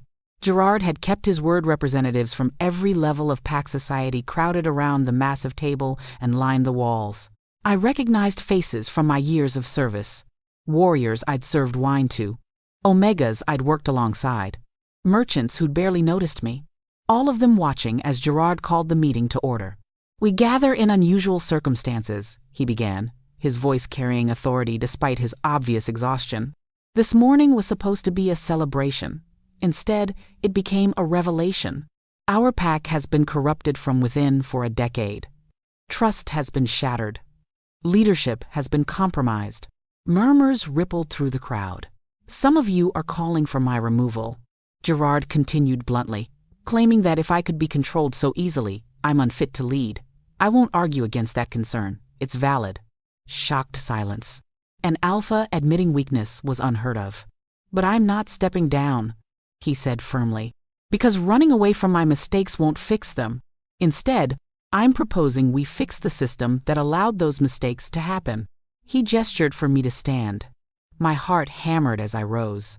Most of you know Elisa as the mute servant, Gerard said, but she's also my fated mate, the woman I was manipulated into executing 10 years ago, the survivor who spent a decade gathering evidence of corruption while everyone overlooked her. All eyes fixed on me. I forced myself to breathe. She has insights into how our system failed, Gerard continued, and I've asked her to share them. Listen to what she has to say. He sat down. leaving me standing alone. I gripped the edge of the table and found my voice. "For 10 years, I was invisible," I began. "I cleaned your floors, served your meals, and listened to your conversations. You said things in front of me you'd never say in front of someone who mattered. Because I didn't matter. Some people had the grace to look ashamed. That invisibility taught me something," I continued. "It taught me that our pack has 2 separate worlds. The world of leadership, where decisions are made in private by a small group, and the world of everyone else, who are expected to obey without understanding why." I looked around the room. That separation is what allowed corruption to thrive. When only a few people have access to information and power, it's easy for them to abuse it. No one else knows enough to question. A grizzled warrior stood. "Are you suggesting we let servants make leadership decisions? That's chaos." "I'm suggesting we let everyone have a voice in decisions that affect them," I countered. "That we make information accessible instead of restricted. That we value input from different perspectives instead of just warrior strength." "Omega perspectives have value," Cassandra added from where she stood against the wall. "We see things warriors don't. We notice patterns in daily life that reveal larger problems." A merchant spoke up. "We see economic issues before they become crises. But no one asks us until it's too late." More voices joined in. Border guards talking about security concerns they'd reported that were ignored. Healers describing medical patterns that suggested poisoning but were dismissed. Teachers worried about children being trained for violence instead of educated. The room erupted in overlapping conversations. Gerard stood, raising his hand for silence. "This is exactly what needs to happen. All of these voices, all of these perspectives. We've been operating blind because we only listened to one kind of input." He turned to me. "What specific changes do you propose?" I'd thought about this for years. Now I laid it out. First, open council meetings where any PAC member can attend and speak. Second, published records of decisions and the reasoning behind them. Third, a council structure that includes representatives from different roles, not just warriors, but omegas, merchants, healers, teachers. Fourth, I continued, term limits for advisors so power doesn't concentrate in the same hands for too long. Fifth, a review process where PAC members can appeal decisions they think are unjust. "That's a complete restructuring of PAC governance," someone protested. "Yes," I agreed. "Because the old structure failed. It concentrated power in ways that allowed 3 wolves to control everything for a decade. We need something better." Gerard was nodding. "We implement these changes immediately, starting with this council. I want nominations for new advisors from all areas of PAC life. I want transparency in all decisions. And I want checks on my own authority so I can never be controlled like that again." An older Omega woman raised her hand tentatively. "What about the mate bond between you and Elisa? If she has your ear, isn't that just another form of concentration?" It was a fair question. "The bond doesn't mean I control him," I said. "It means we're connected, but I don't want formal power. I've spent 10 years watching what power does to people. I just want to use my voice when I see injustice. To speak for those who can't speak for themselves. Like you did at the wedding," someone said quietly. "Like I'll keep doing," I confirmed, "whether anyone listens or not." Celine stood. "I'd like to nominate myself for a council position. I know my father's crimes have tainted my family name, but I have skills in security and information gathering. Skills I used against my own father to help expose him. I can help prevent future corruption." Several people objected immediately, but others spoke in her defense. The debate continued for hours, voices raised in argument and agreement, ideas proposed and refined. The messy, chaotic work of building something new from the ruins of something broken. As I watched, I realized this was what the goddess had meant. Not just speaking one word at a wedding, but continuing to speak day after day, using the voice she'd returned to me to push for change, even when it was hard. Maybe especially when it was hard. Chapter 6. The Weight of Memory. The council meeting stretched past midnight, before Gerard finally called it to an end. They'd accomplished more than I'd expected. 7 new council positions created, representing different aspects of pack life. Celine nominated and approved for security oversight, though not without heated debate. A transparency protocol established for all major decisions. It was a start. Not a solution, but a beginning. I slipped away while the last attendees were still arguing details, exhausted in ways that had nothing to do with physical tiredness. Using my voice for hours after 10 years of silence had left my throat raw. But more than that, being seen, truly seen, after a decade of invisibility, was draining in ways I hadn't anticipated. I found myself walking the grounds without conscious destination, just needing space and silence. The night air was cool against my skin. Above, the twin moons were both full, bathing everything in silver light. My feet carried me to the memorial garden, to the execution grounds that had been transformed into something beautiful to hide something ugly. I sat on the same bench where Gerard had found me this morning. Was it really only this morning? It felt like years had passed since I'd polished his boots for the last time. I thought I might find you here. I didn't turn. I recognized his voice, his footsteps, the way the bond hummed when he was near. Gerard sat beside me, leaving careful space between us. The council is still debating whether Omegas should have equal voting weight to warriors. Tomas is mediating before someone challenges someone else to combat. Progress is messy, I said. It is. He was quiet for a moment. Thank you. For what you did in there. For pushing us to be better. I just said what needed saying. You did more than that. He turned to look at me. You gave people permission to speak, to question, to imagine something different. That's not small. I finally met his eyes. In the moonlight, they looked softer, less storm gray, more silver, like the bond that connected us. Can I ask you something? He said quietly. About that night, about what you were thinking when it happened. My chest tightened. Gerard, I need to know, he said. The memories are back, but they're my perspective. I remember your face, your eyes, but I don't know what you were thinking, what you were feeling. I wanted to refuse, wanted to keep those final moments private, locked away where they couldn't hurt either of us more than they already had. But he'd asked, and maybe he deserved to know. I was thinking about memorizing your face, I said quietly. The bond had just snapped into place hours earlier. I'd found my mate, and even though you were killing me, even though I didn't understand why, I wanted to remember what you looked like. Gerard made a sound like he'd been gutted. I was thinking that maybe in my next life, if there was one, I'd find you again, I continued. That maybe we'd get a second chance. That maybe the goddess would be kinder the next time. Elisa, I was thinking that I wished I'd had time to hear your voice say my name. I finished. Just once. That's what I wanted most in those last seconds. To hear you say, Elisa, like I mattered to you.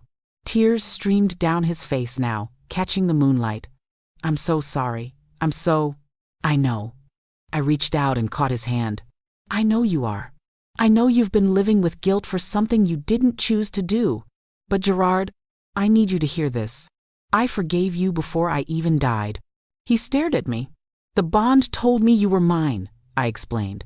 Even as the blade went in, even as I felt my life ending, the bond was screaming that you were my mate, my other half. And I knew, somehow I knew that something was wrong, that this wasn't really you choosing to hurt me. I squeezed his hand. So I forgave you then. In those final moments, I let go of any anger or betrayal or hurt, because holding on to it seemed like dying twice, once in body, once in spirit. How? His voice broke. How could you forgive someone who was killing you? Because the alternative was dying full of hate for my own mate, I said simply. And I didn't want that to be my last emotion. I wanted my last thought to be love, not hate. Even if it was love for someone who would never know. Even if it was pointless. Gerard pulled me into his arms suddenly, desperately. I felt his whole body shaking with sobs he'd probably been holding back for hours, maybe for 10 years. It wasn't pointless, he choked out. It wasn't. You came back. You survived. You saved us all. Nothing about you has ever been pointless. I let him hold me while he cried. Let myself be held for the first time in a decade. The bond sang between us, stronger now. Not the desperate, chaotic thing it had been at the wedding, but something steadier, deeper. When his tears finally slowed, he pulled back enough to look at me. I don't know how to do this. How to be your mate after everything that's happened. I don't know what you need from me. Time? I said. I need time. Time to remember how to be seen instead of invisible. Time to figure out who I am with a voice again. Time to learn who you are when you're not being controlled. I can give you time, he said. As much as you need. And space, I added. The bond pulls us together, but we can't let it override everything else. We need to choose each other consciously, not just because fate said we should. Space, he agreed. Though that's harder when every instinct I have wants to protect you, provide for you, keep you close. I know, I smiled slightly. My instincts are screaming similar things, but we're both more than our instincts. We proved that already, you by breaking free of their control, me by surviving death and choosing to come back. Gerard brushed a strand of hair from my face, his touch gentle. What if I mess this up? What if I do something that reminds you of that night? And then we'll deal with it, I interrupted. Together, with honesty instead of silence, with trust instead of control. He nodded slowly. Together. I like the sound of that. We sat in comfortable silence for a while, hands still linked, the memorial garden quiet around us. Above, the twin moons continued their eternal dance across the sky. I should tell you something, Gerard said eventually, about the next few days. There will be challenges, not just political ones, but actual combat challenges to my authority. From who? Lester Gregory, for one. Gerard's jaw tightened. He's always resented that I became Alpha King so young. He'll use the revelation about my control to claim I'm unfit. There might be others. Can you beat them? In straight combat? Yes. I'm stronger than most, even weakened by years of poisoning. He paused. But Elisa, when I fight, I'll be fighting for more than just my position. I'll be fighting for the right to make these changes, for the chance to earn your forgiveness, for everything we're trying to build. Then you'll win, I said with certainty, because you're not fighting alone anymore. The next morning brought the first challenge. Lester Gregory stood in the center of the training grounds, surrounded by a crowd that had gathered at dawn. He was massive, easily 6.5 feet tall, with shoulders like a bull and scars that marked decades of combat experience. Alpha King Gerard Collins, he bellowed as Gerard approached. I challenge your right to lead this pack. You've been controlled like a puppet for 10 years. You've allowed corruption to rot us from within. You're weak, compromised, and unfit to hold the title. The crowd murmured, some in agreement, others in protest. Gerard stepped forward calmly. He'd dressed simply combat leathers, no crown or ceremonial items. Just a wolf ready to fight for what was his.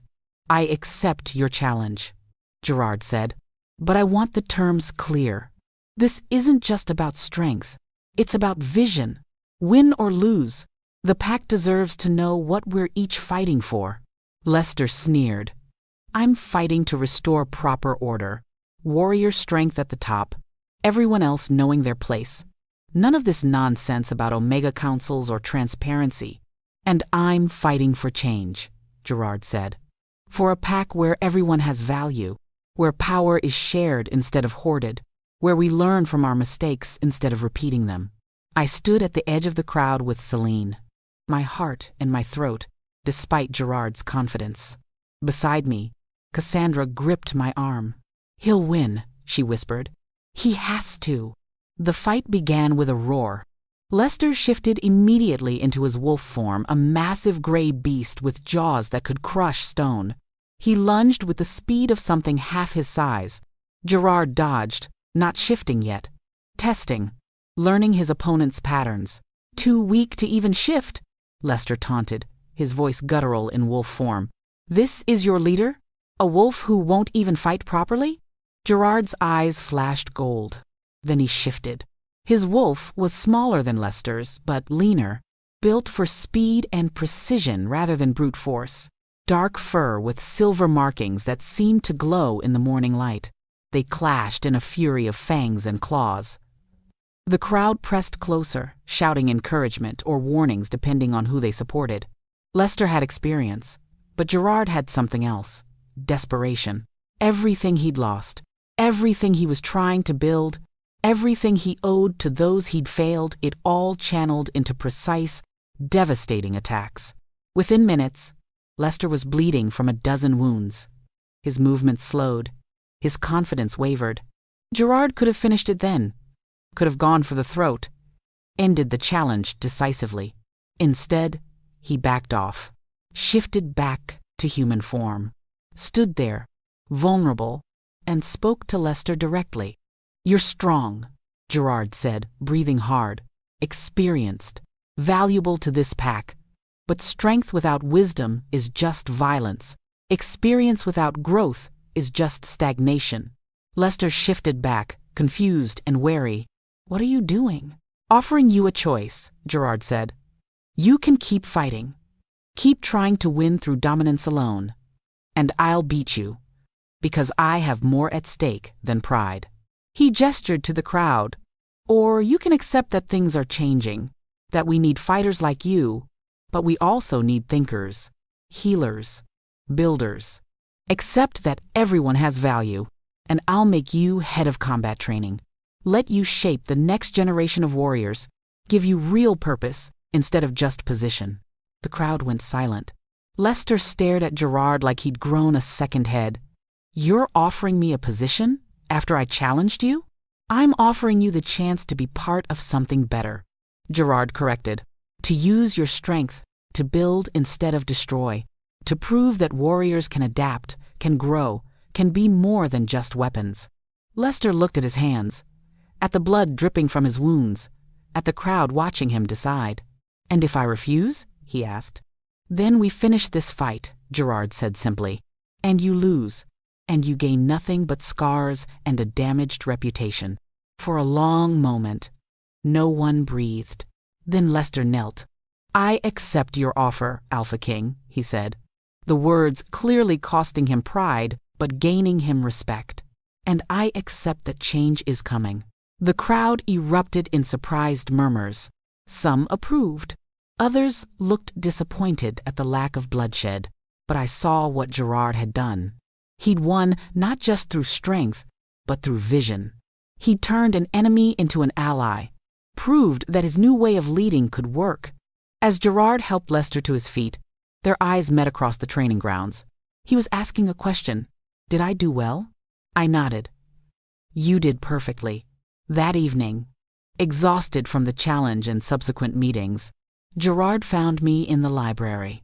I'd spent the afternoon there, reading through records that were finally accessible, learning the true history of my pack, of the bloodlines, of the old ways before corruption had taken root. "I should have known you'd be here," he said, sliding into the chair across from me. "Surrounded by books and history. There's so much I didn't know," I said, gesturing to the stacks around me. "So much they kept hidden. Did you know Omega bloodlines used to hold as much political power as Alpha lines? That we were advisors and leaders, not just servants?" "I'm learning that now," he admitted. "Stuart made sure I never studied the older texts. Said they were outdated, irrelevant." "They were relevant enough that he wanted them hidden," I countered. Gerard reached across the table and took my hand. "Build it back. Whatever was lost, whatever was stolen from Omega lines, help me restore it. Use that brilliant mind of yours to shape what comes next." "I'm not a leader," I protested. "You led a 10-year investigation while pretending to be powerless," he said. "You spoke truth that saved an entire pack. You're already a leader, Elisa. You just haven't accepted it yet." Before I could respond, Celine burst into the library, her face pale. "We have a problem," she said. "A big one." Gerard stood immediately. "What kind of problem?" "Stuart, Harold, and Nelson," she said. "They're gone." Chapter 7. The Hunt Begins. The servant quarters were in chaos when we arrived. Guards surrounded the building, torches blazing despite the late hour. Dolores stood near the entrance, wringing her hands and looking more shaken than I'd ever seen her. "They were here at sunset for the evening meal assignment," she said as Gerard approached. "I gave them cleaning duties in the eastern wing, standard work for new servants." "And then?" Gerard's voice was sharp, controlled. "Alpha authority without cruelty. They never arrived at their posts," Dolores continued. "When the shift supervisor went to check on them an hour later, they were gone. Their quarters were empty. No sign of forced exit, no struggle. Just gone." Gerard turned to the guards. "When was the last confirmed sighting?" "Sunset, Your Majesty," the senior guard reported. "Multiple witnesses saw all three heading toward their assigned duties. After that, nothing. It's like they vanished." Celine was already examining the servant quarters, her security training evident in how she moved. She checked windows, tested locks, ran her fingers along walls looking for hidden passages. "Here," she called from the back corner. "The mortar is fresh. Someone broke through the wall recently and repaired it poorly." Gerard and I joined her. Sure enough, when she pressed against a specific stone, an entire section swung inward to reveal a narrow tunnel. "How did no one know about this?" Gerard demanded. "Because it was just created," Celine said, crouching to examine the edges. "The stonework is maybe 2 days old. They planned their escape before the trial even happened." I knelt beside her, studying the tunnel. They knew they might lose, had a contingency in place. "The question is where it leads," Gerard said. He called over his shoulder, "Get me 3 tracking teams, now. And someone find Peter Price, we'll need his nose." Peter arrived within minutes, a wiry wolf with silver-streaked brown hair and a reputation for the best tracking skills in the pack. He shifted immediately, his wolf form lean and built for distance running. He sniffed the tunnel entrance, then sneezed violently. Gerard frowned. "What is it?" Peter shifted back. "Dark magic." They masked their scent trail with something foul. I can barely make out which direction they went, let alone track individual scents. "Try anyway," Gerard ordered. "Take your best team. Follow that tunnel and report back the moment you find anything." Peter nodded and shifted again, disappearing into the darkness, with 3 other wolves behind him. Gerard turned to me and Celine. "They're running, but they won't get far. They're stripped of their wolves. Their magic is gone. Their voices are silenced. They're weak, vulnerable." "That's what worries me," I said quietly. "Desperate animals are dangerous, and they still have knowledge, contacts, 10 years of building networks and gathering resources." "Elisa's right," Celine agreed. "My father especially, he's been planning contingencies his entire career. He'll have safe houses, caches of supplies, maybe even allies we don't know about." Gerard's jaw tightened. "Then we hunt them systematically. No stone unturned. No corner of pack territory left unsearched." "They might have left pack territory already," I pointed out. "Then we track them beyond it." His eyes flashed gold. "They don't get to escape justice. Not after everything they've done." An uncomfortable thought occurred to me. "Gerard, what if this is a distraction?" He turned sharply. "What do you mean?" 3 former advisors escaping draws all our attention," I said, thinking aloud. "Every guard, every resource focused on hunting them down. Meanwhile, what aren't we watching?" Celine's eyes widened. "The treasury, the armory, the children," I finished, my blood running cold. "Gerard, where are the pack's children housed at night?" His face went pale. "The nursery, eastern wing, near where they were supposedly assigned to clean." We ran. The nursery was at the far end of the eastern wing, a secure area where young wolves, whose parents worked night duties, were kept safe under the watch of designated caregivers. We burst through the doors to find Cassandra and 2 other Omega women standing guard over 15 sleeping children. They'd barricaded themselves inside and were armed with whatever they could find: kitchen knives, fire pokers, broken chair legs. "Thank the goddess," Cassandra breathed when she saw us. "We heard about the escape. Thought they might come here." Gerard immediately began checking windows and exits while I did a quick head count of the children. all present, all breathing peacefully, completely unaware of the danger. "Did anyone approach?" Celine asked the caregivers. "No one of them confirmed. "But we heard sounds in the walls about an hour ago, scratching, like someone trying to find a way in. That's when we barricaded the doors." I examined the wall nearest where the sounds had reportedly come from. The stones looked undisturbed, but when I pressed my ear against them, I heard it faint breathing. "Movement. They're still in the walls," I whispered. "Or were recently." Gerard's alpha presence exploded outward, filling the room with palpable power. "All children are to be moved to the main hall immediately. Triple guard. No one enters or leaves without my personal authorization." Within minutes, a careful evacuation began.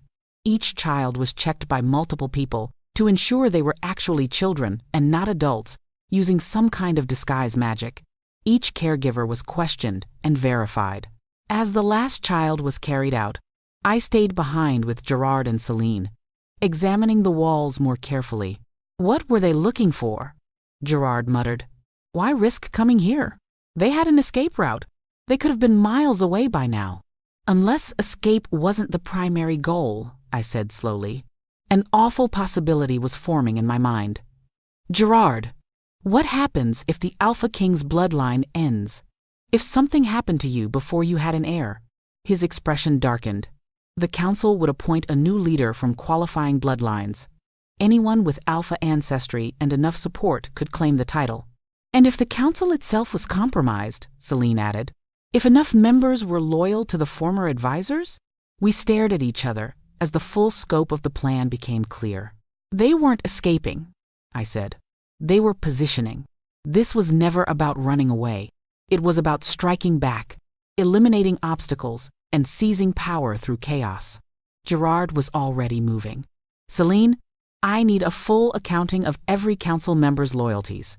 Cross-reference who they associated with, who appointed them, who benefits from their positions. Elisa, check the library records. Look for anything about bloodline succession, alternate claims to leadership, historical precedents." "What are you going to do?" I asked. "Set a trap," he said grimly. "They're still in pack territory, still close enough to strike. So I'm going to give them a target they can't resist." "Gerard, if you're thinking what I think you're thinking, I'm making myself bait," he confirmed. "Public appearance, minimal guard, obvious vulnerability. They'll have to try. And when they do, we'll be ready." "That's insane," Celine protested. "If they have help, if there are more conspirators." "Then we draw them out too," Gerard said. "Better to face them now, when we're prepared, than wait for them to strike when we're not." I grabbed his arm. "You could die. I've been living on borrowed time since I executed my own mate," he said quietly. "If dying protects this pack, protects you, then it's a debt I'm willing to pay." "No." My voice came out stronger than I expected. "You don't get to play martyr after everything I went through to save you. You don't get to waste the second chance the goddess gave both of us." His eyes met mine. "Then help me do this smart, instead of reckless. Use that strategic mind that kept you alive for 10 years.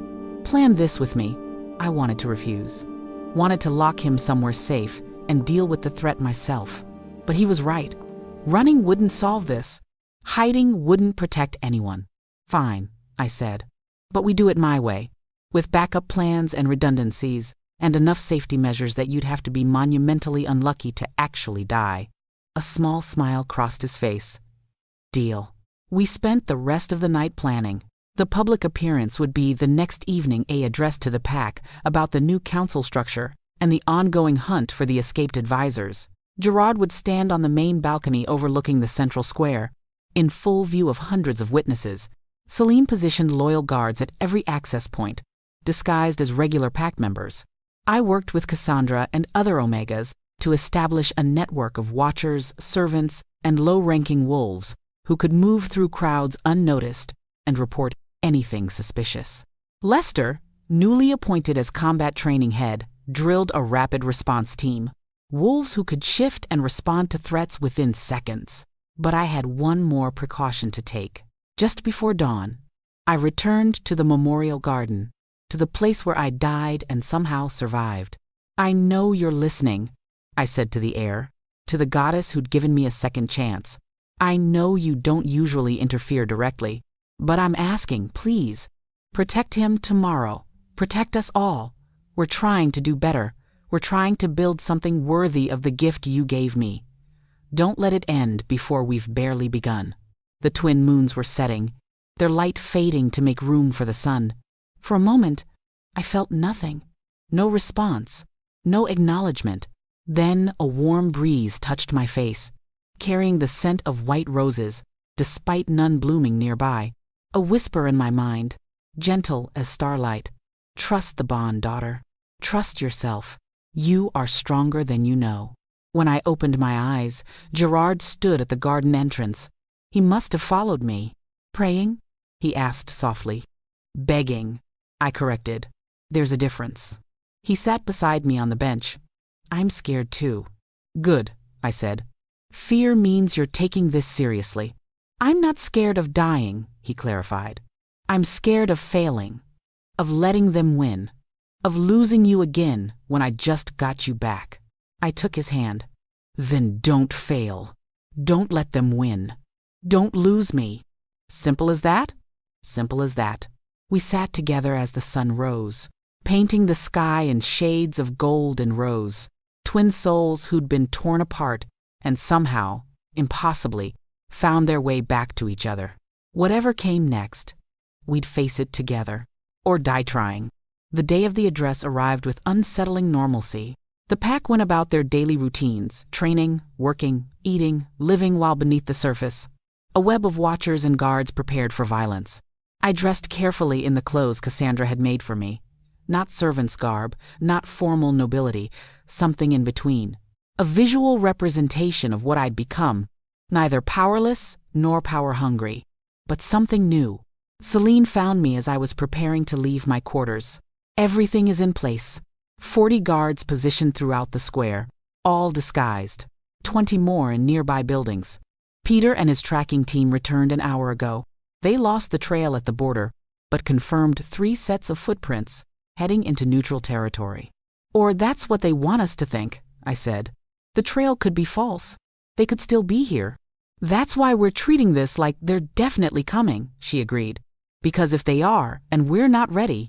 She didn't finish the sentence. Didn't need to. Gerard emerged from his chambers in formal attire, not battle gear, but the ceremonial robes of an alpha king addressing his pack.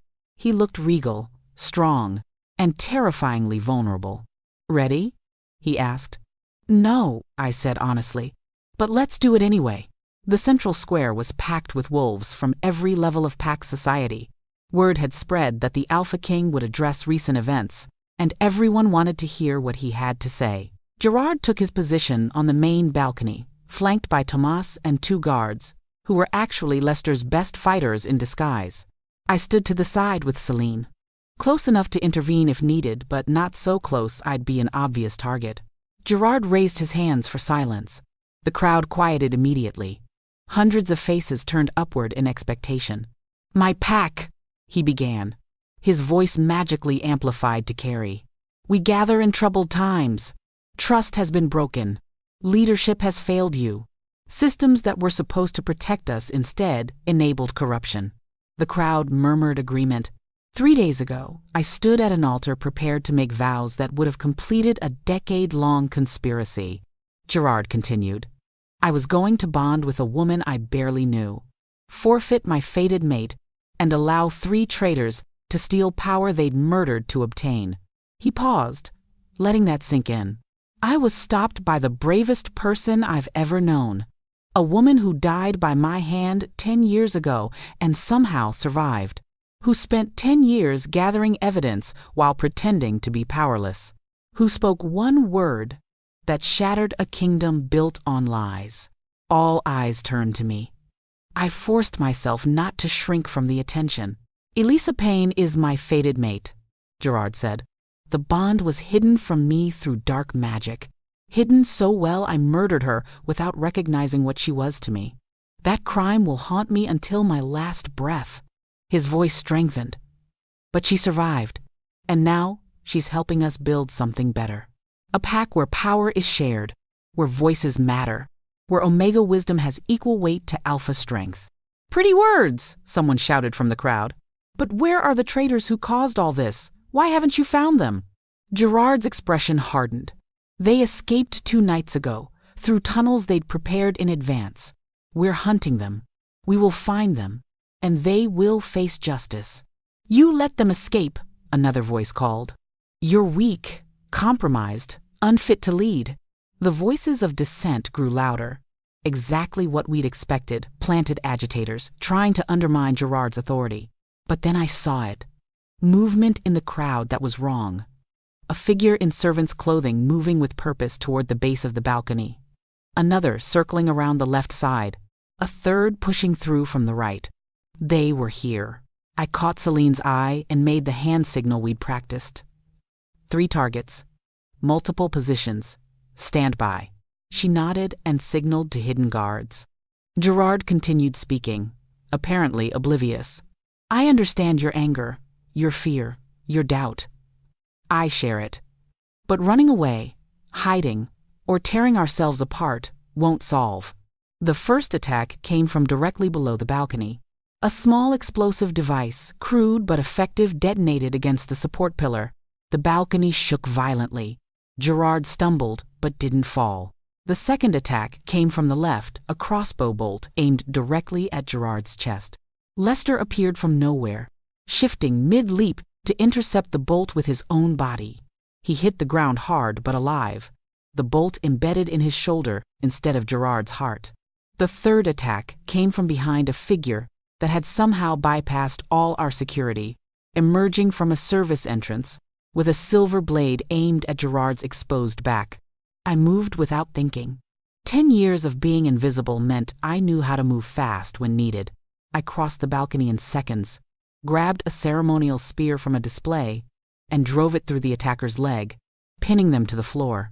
The figure screamed a sound that should have been impossible from someone whose voice was supposedly silenced.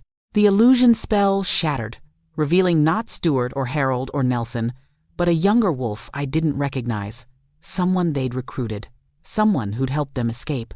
Guards swarmed the square, seizing the other 2 attackers.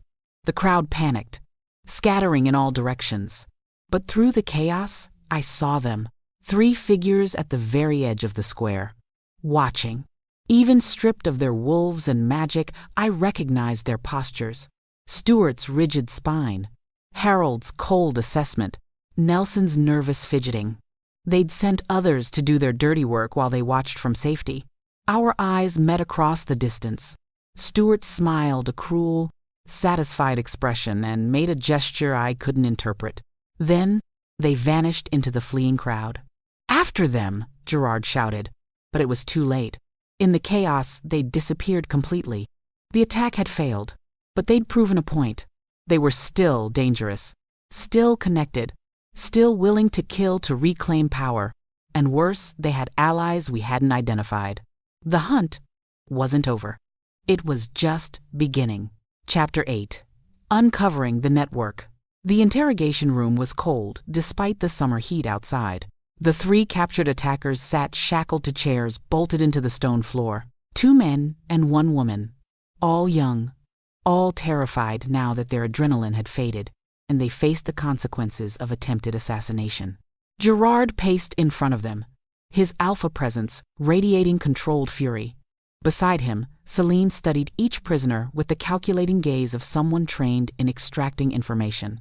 I stood near the door with Tomas, observing. My role wasn't to intimidate. I'd spent too long being powerless to wield authority comfortably. But my presence served a purpose. These wolves had tried to kill my mate. The bond made that a personal insult that transcended rank. Names, Gerard commanded. The woman broke first. Christy Watts, Your Majesty.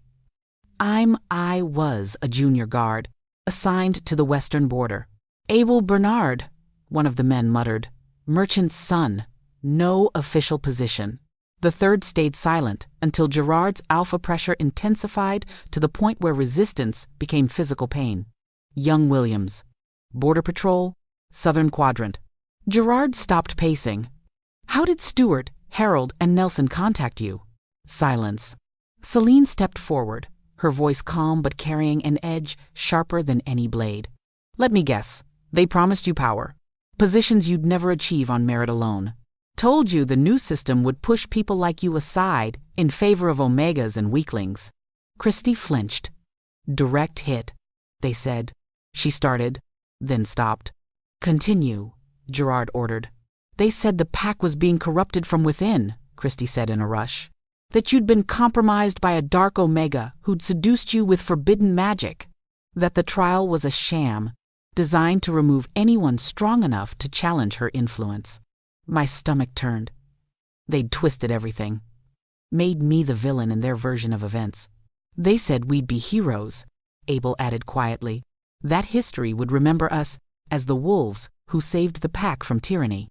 "And you believed them?" Gerard's voice was dangerously soft. Young Williams finally spoke, his voice bitter. "What else were we supposed to believe? You execute your own advisors, tear apart pack structure, give power to servants and omegas? From where we stand, it does look like madness." "From where you stand," I said quietly, speaking for the first time, "you see only what you were shown. Did any of you attend the trial of truth? Did you witness the goddess herself confirm their crimes?" Uncomfortable silence. "No," Christy admitted. "We were on duty.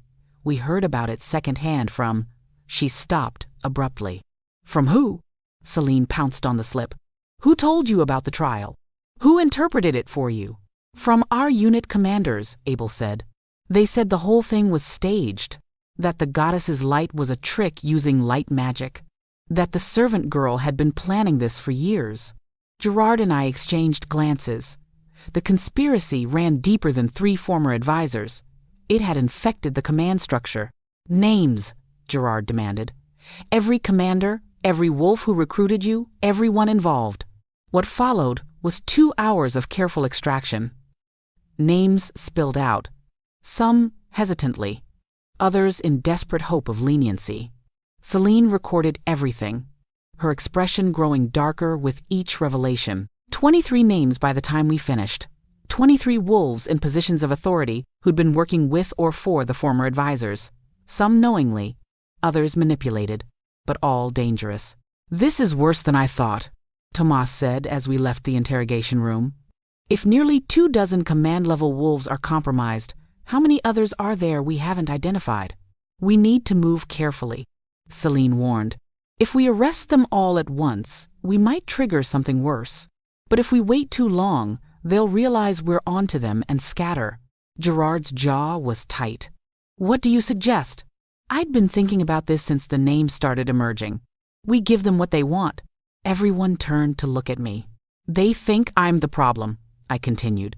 "The dark omega corrupting you. So let's use that. Let me be the target. Draw them out by making me vulnerable." "Absolutely not," Gerard said immediately. "You're not bait." "I already am bait," I countered. "The attack today proved they want me dead as much as they want you dead. Probably more. Killing me breaks the mate bond, destabilizes you emotionally, removes the person challenging their worldview. Which is exactly why I won't." "Gerard," I stepped closer, lowering my voice. "You used yourself as bait yesterday. Let me do the same. We're partners. That means sharing the risk." "She's right," Celine said reluctantly. "A public event featuring Elisa, maybe addressing the pack about Omega rights or the new council structure, would be irresistible to them. They'd have to respond." Tomas nodded slowly. "And we'd control the environment. Choose the location, the timing, the security measures." Gerard looked like he wanted to argue further, but he understood the logic. "Fine, but with triple the security we had today, and you don't leave my sight before or after." "Deal," I agreed. We planned the event for 3 days later, giving us time to position resources and identify which of the 23 named conspirators were most likely to act. In the meantime, I had another idea. That evening, I requested a private meeting with the 3 captured attackers. Gerard wasn't happy about it, but he allowed it with guards present. Christy, Abel, and Young sat in their cells looking defeated and scared. Good. Fear meant they might be reachable. "I'm not here to threaten you," I said, pulling up a chair outside the bars. "I'm here to tell you a story about a girl who was 19 years old when she discovered her fated mate." I saw Christie's eyes widen slightly. She hadn't expected this. The bond snapped into place in a courtyard during a celebration. I continued. "For one perfect moment, everything made sense. Then, 3 hours later, that same mate drove a silver blade through her heart on false charges of murder. Complete silence in the cells. I died," I said simply. "For 4 minutes, I was gone. But I came back because I have phoenix blood, a rare omega trait. When I woke up 3 days later, I couldn't speak, couldn't shift, could barely function through the trauma." Young leaned forward despite himself. "What did you do?" "I survived," I said. "I became a servant, invisible, dismissed. I cleaned floors and served wine, and listened to every secret whispered in corners where people thought no one important could hear." "For how long?" Abel asked quietly. 10 years, I said. 10 years of gathering evidence. 10 years of watching the wolves who murdered the former Alpha King and framed me corrupt this pack from within. 10 years of waiting for the moment when I could speak truth that would be heard." Christie was crying silently. "I didn't know. They said you were a dark omega, that you'd used forbidden magic to..." "To what?" I asked gently. "To survive being murdered by my own mate? To spend a decade serving the pack that tried to kill me? To speak one word at a wedding that exposed a conspiracy?" "When you put it that way," Young trailed off. "You were lied to," I said. "Manipulated by wolves who are very good at twisting truth to serve their purposes. I'm not saying you're not responsible for your choices. You tried to kill people, and that has consequences. But I am saying you deserve to know the full truth before you decide who you want to be going forward." Abel wiped his eyes. "Why are you telling us this?" "Because you're young," I said. "Because you were tools, not architects of this conspiracy. And because I believe people can change if they're given reason to." I stood. "The Alpha King will decide your sentences. But if you cooperate fully, if you help us identify and stop the remaining conspirators, I'll speak on your behalf. I'll argue for rehabilitation instead of execution. For a second chance, the way I was given one." "Why would you do that for us?" Christie whispered. "After what we tried to do?" "Because holding on to hate is exhausting," I said honestly. "And because the pack needs healing, not more bloodshed. We've had enough death." I left them to think about that. Over the next 2 days, all 3 prisoners provided additional information. Details about meetings, coded messages, supply caches. Each piece helped Celine build a clearer picture of the conspiracy structure. "It's sophisticated," she reported to the emergency council meeting Gerard had called. "Multiple cells operating independently. If one is compromised, the others can continue. Classic insurgency tactics." Lester, still recovering from the crossbow wound to his shoulder, growled. "Then we root them out cell by cell. Systematic elimination." "That could take months," one of the new council members protested. "Meanwhile, they're free to attack again. Which is why we force them to reveal themselves," I said. "The public address we're planning, it'll be too tempting for the true believers to resist. They'll have to act. And when they do, we'll be ready," Gerard added. "Every conspirator we've identified will be watched. The moment they move, we move." The plan was solid. Almost too solid. That's what worried me. The night before the scheduled address, I couldn't sleep. I paced my quarters, mind racing through scenarios. What if we'd missed something? What if there were more conspirators than we'd identified? What if the attack came from an unexpected angle? A knock at my door interrupted my spiraling thoughts. Gerard stood in the hallway, also clearly unable to sleep. "May I come in?" I stepped aside, and he entered, closing the door behind him. "I keep thinking about tomorrow," he admitted. "About all the ways this could go wrong." "Me too," I said. We stood in awkward silence for a moment. Then Gerard said quietly, "If something happens to me tomorrow, nothing's going to happen. But if it does," he insisted, "I need you to know something. These past few days, working with you, planning with you, seeing how brilliant you are when you're finally allowed to use your voice. It's been the best days of my life. Even with the danger, even with the conspiracy. Because I'm doing it with you. The bond thrummed between us, warm and insistent. The goddess gave us a second chance, he continued. And I don't want to waste another moment of it hiding how I feel. I know we agreed to take things slow.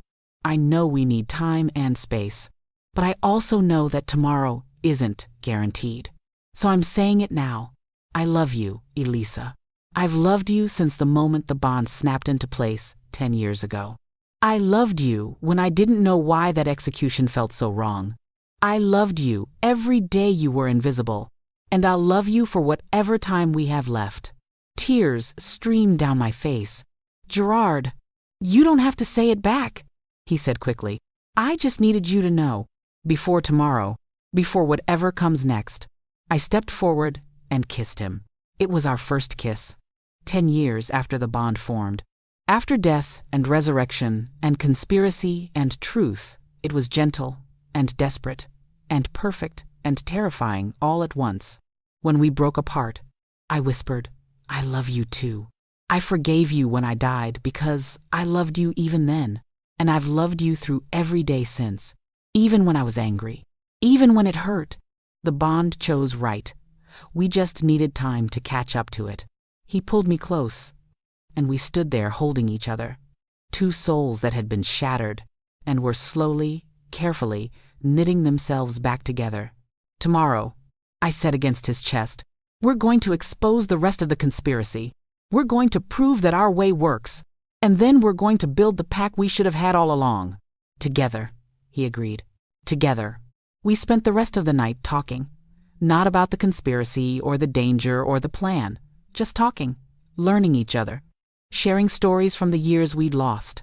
When dawn came, we were ready. For truth, for justice, for whatever the day would bring. The final confrontation was coming, and this time, we wouldn't face it alone. Chapter 9. The Final Stand. The amphitheater was chosen specifically for its defensibility. Built into the hillside at the edge of pack territory, it offered clear sightlines, limited access points, and natural stone walls that would funnel any attack into predictable patterns. Every entrance was monitored. Every shadow concealed a guard. By mid-afternoon, over 1,000 pack members had gathered. They sat on stone benches carved into the hillside, their faces reflecting curiosity, hope, suspicion, and in some cases, barely concealed hostility. I stood backstage with Celine, dressed in the clothes that had become my unofficial uniform, practical but dignified, neither servant nor nobility. My heart hammered against my ribs. 63 guards positioned throughout the crowd, Celine reported quietly, checking her notes one final time. Another 40 in the surrounding woods. Peter and his tracking team have the perimeter. Lester's rapid response unit is on standby. And the 23 conspirators we identified? I asked. 18 are confirmed in attendance, she said. The other 5 are being monitored at their posts. The moment any of them make a suspicious move, we'll know. Gerard emerged from the preparation room, and my breath caught despite everything. He wore simple leadership robes, no crown, no excessive ceremony, but he carried himself with the confidence of someone who'd finally accepted his role. Not as a puppet king, but as a true leader. Ready? He asked me. No, I admitted. But I'm doing it anyway. He took my hand briefly, squeezed once. I'll be right there.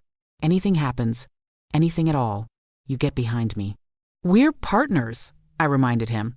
That means protecting each other, not just you protecting me. Stubborn Omega, he muttered, but his eyes were warm. Tomas appeared at the stage entrance. The crowd is ready, Alpha King. Whenever you wish to begin. Gerard nodded and stepped onto the stage. The crowd's chatter died immediately, all eyes turning to their leader. My pack, he began, his voice carrying across the amphitheater with natural authority. We gather today not to hear me speak, but to hear from someone whose voice was stolen and then reclaimed. Someone who represents what we're trying to build. A pack where everyone has value, where truth matters more than tradition, where courage can come from the most unexpected places. He extended his hand toward me. Elisa Payne has agreed to share her story with you. Her full story, without omission or softening. I ask that you listen with open minds and hearts. I stepped onto the stage to a mix of reactions. Some applauded, others whispered. A few made no effort to hide their disapproval. I took my position at the speaking stone, a raised platform that amplified voices naturally. For 10 years, I'd been silent. Now I had to make every word count. My name is Elisa Payne, I began, my voice steady despite my racing heart. 10 years ago, I was executed for a crime I didn't commit. The Alpha King drove a silver blade through my heart based on false testimony from the 3 advisors who'd actually murdered his father. The crowd stirred. Some had heard this story, but many were hearing details for the first time. I died for 4 minutes, I continued, but I have phoenix blood, a rare Omega trait that brought me back. The resurrection cost me my voice and my wolf. When I woke up, I couldn't speak or shift. I was powerless in every way that matters to our pack. I paused, letting that sink in.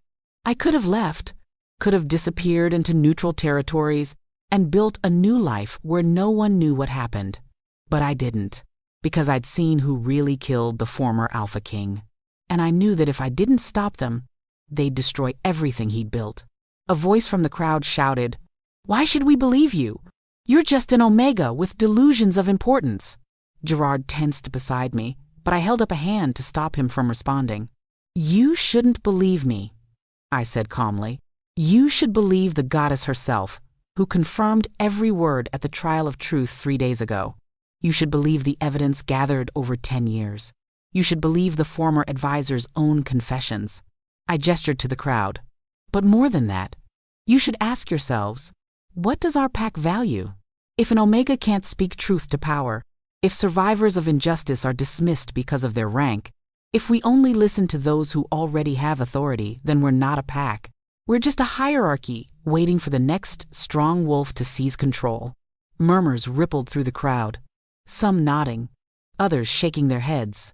"For 10 years, I served this pack," I said. "I cleaned your floors. I poured your wine.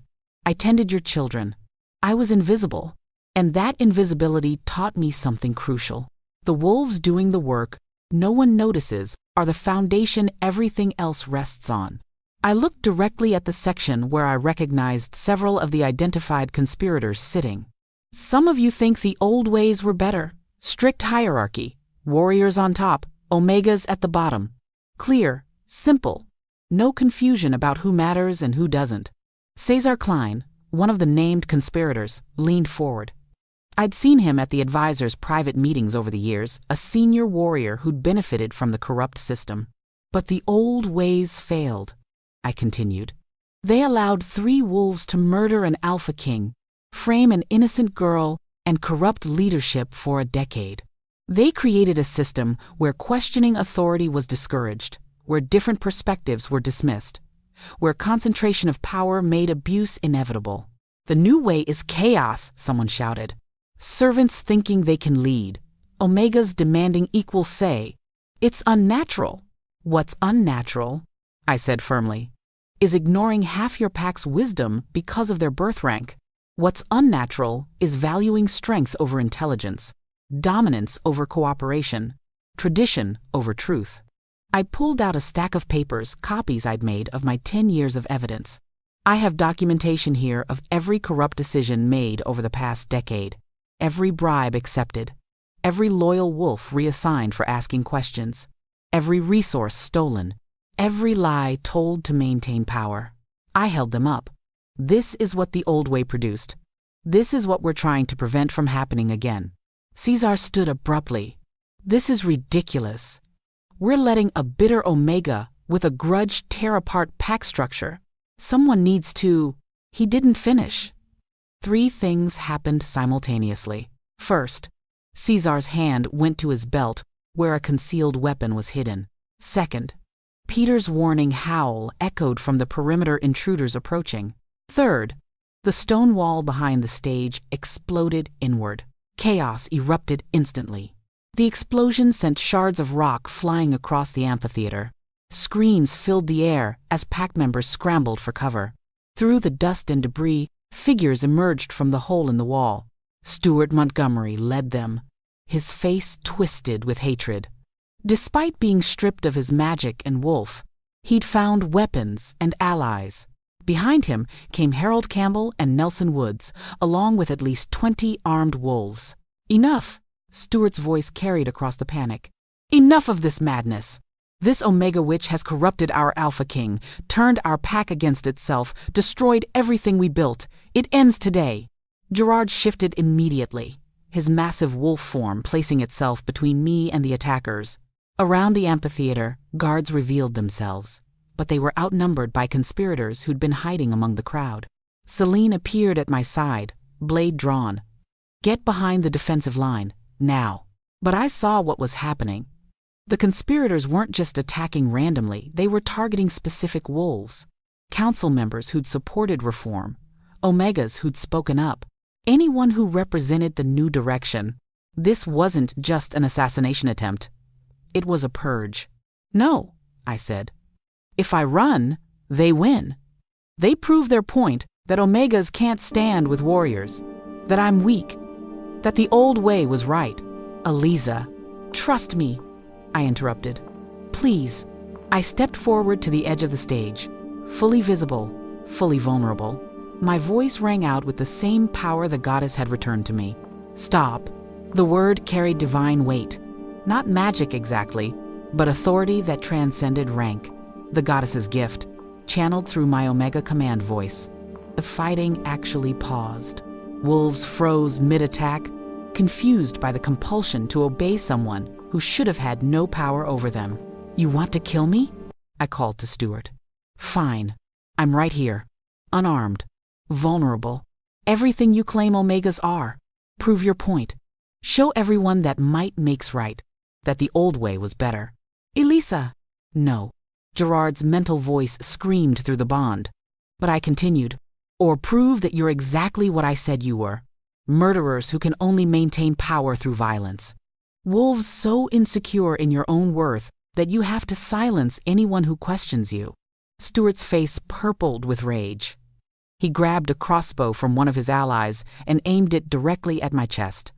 You want to die again, Omega? I'm happy to oblige. If killing me proves you right, then do it, I said calmly. But you should know the goddess is watching.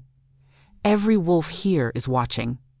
And they'll judge what your actions say about who you really are. The crossbow trembled in Stuart's hands. Around him, some of his allies were lowering their weapons, uncertainty crossing their faces. Don't listen to her, Stuart screamed. She's using dark magic, manipulation. I'm using truth, I interrupted. The one weapon you can't defend against. Because deep down, you know I'm right. You know the old system was broken. You know your power came from corruption, not merit. And you know that's why you're losing. Harold stepped forward, his expression cold. Enough speeches, daughter. He pulled a knife from his belt. I raised you to be a weapon. Celine. Time to prove whether you're with us or against us. Celine moved to stand beside me, her blade steady. I'm against you, Father. I've been against you since I learned what you really are. Then you'll die with her, Harold said flatly. The conspirators attacked. But we were ready. Guards who'd been positioned throughout the crowd revealed themselves, engaging the attackers. Lester's rapid response team burst from the tree line, wolves moving with coordinated precision. Peter's trackers had circled behind the conspirators during their dramatic entrance, cutting off their escape route. The amphitheater became a battlefield. I couldn't fight, I still had no wolf, no combat training, but I could lead in other ways. Omegas! Secure the civilians! I shouted, my voice carrying. Get children and elderly to the safe zones. Warriors! Form defensive perimeters. Healers! Prepare for wounded! It was chaos, but it was organized chaos. Wolves who'd never worked together before, suddenly coordinating because someone was directing them clearly. Gerard fought like a force of nature, his wolf form tearing through opponents who'd once been his advisor's allies. But he was careful disabling, not killing. Even now, even in battle, he was trying to minimize bloodshed. Celine fought her father with the skill he'd trained into her. Their blades rang against each other. Years of complicated history playing out in steel and determination. "I taught you everything you know," Harold snarled. "You taught me everything you know," Celine corrected. "I learned the rest on my own." She disarmed him with a move he'd never shown her, sending his knife clattering across stone. Stuart was making one last desperate push toward the stage, toward me. 3 guards blocked his path, but he fought with the fury of someone with nothing left to lose. He broke through, raised the crossbow, aimed at my heart.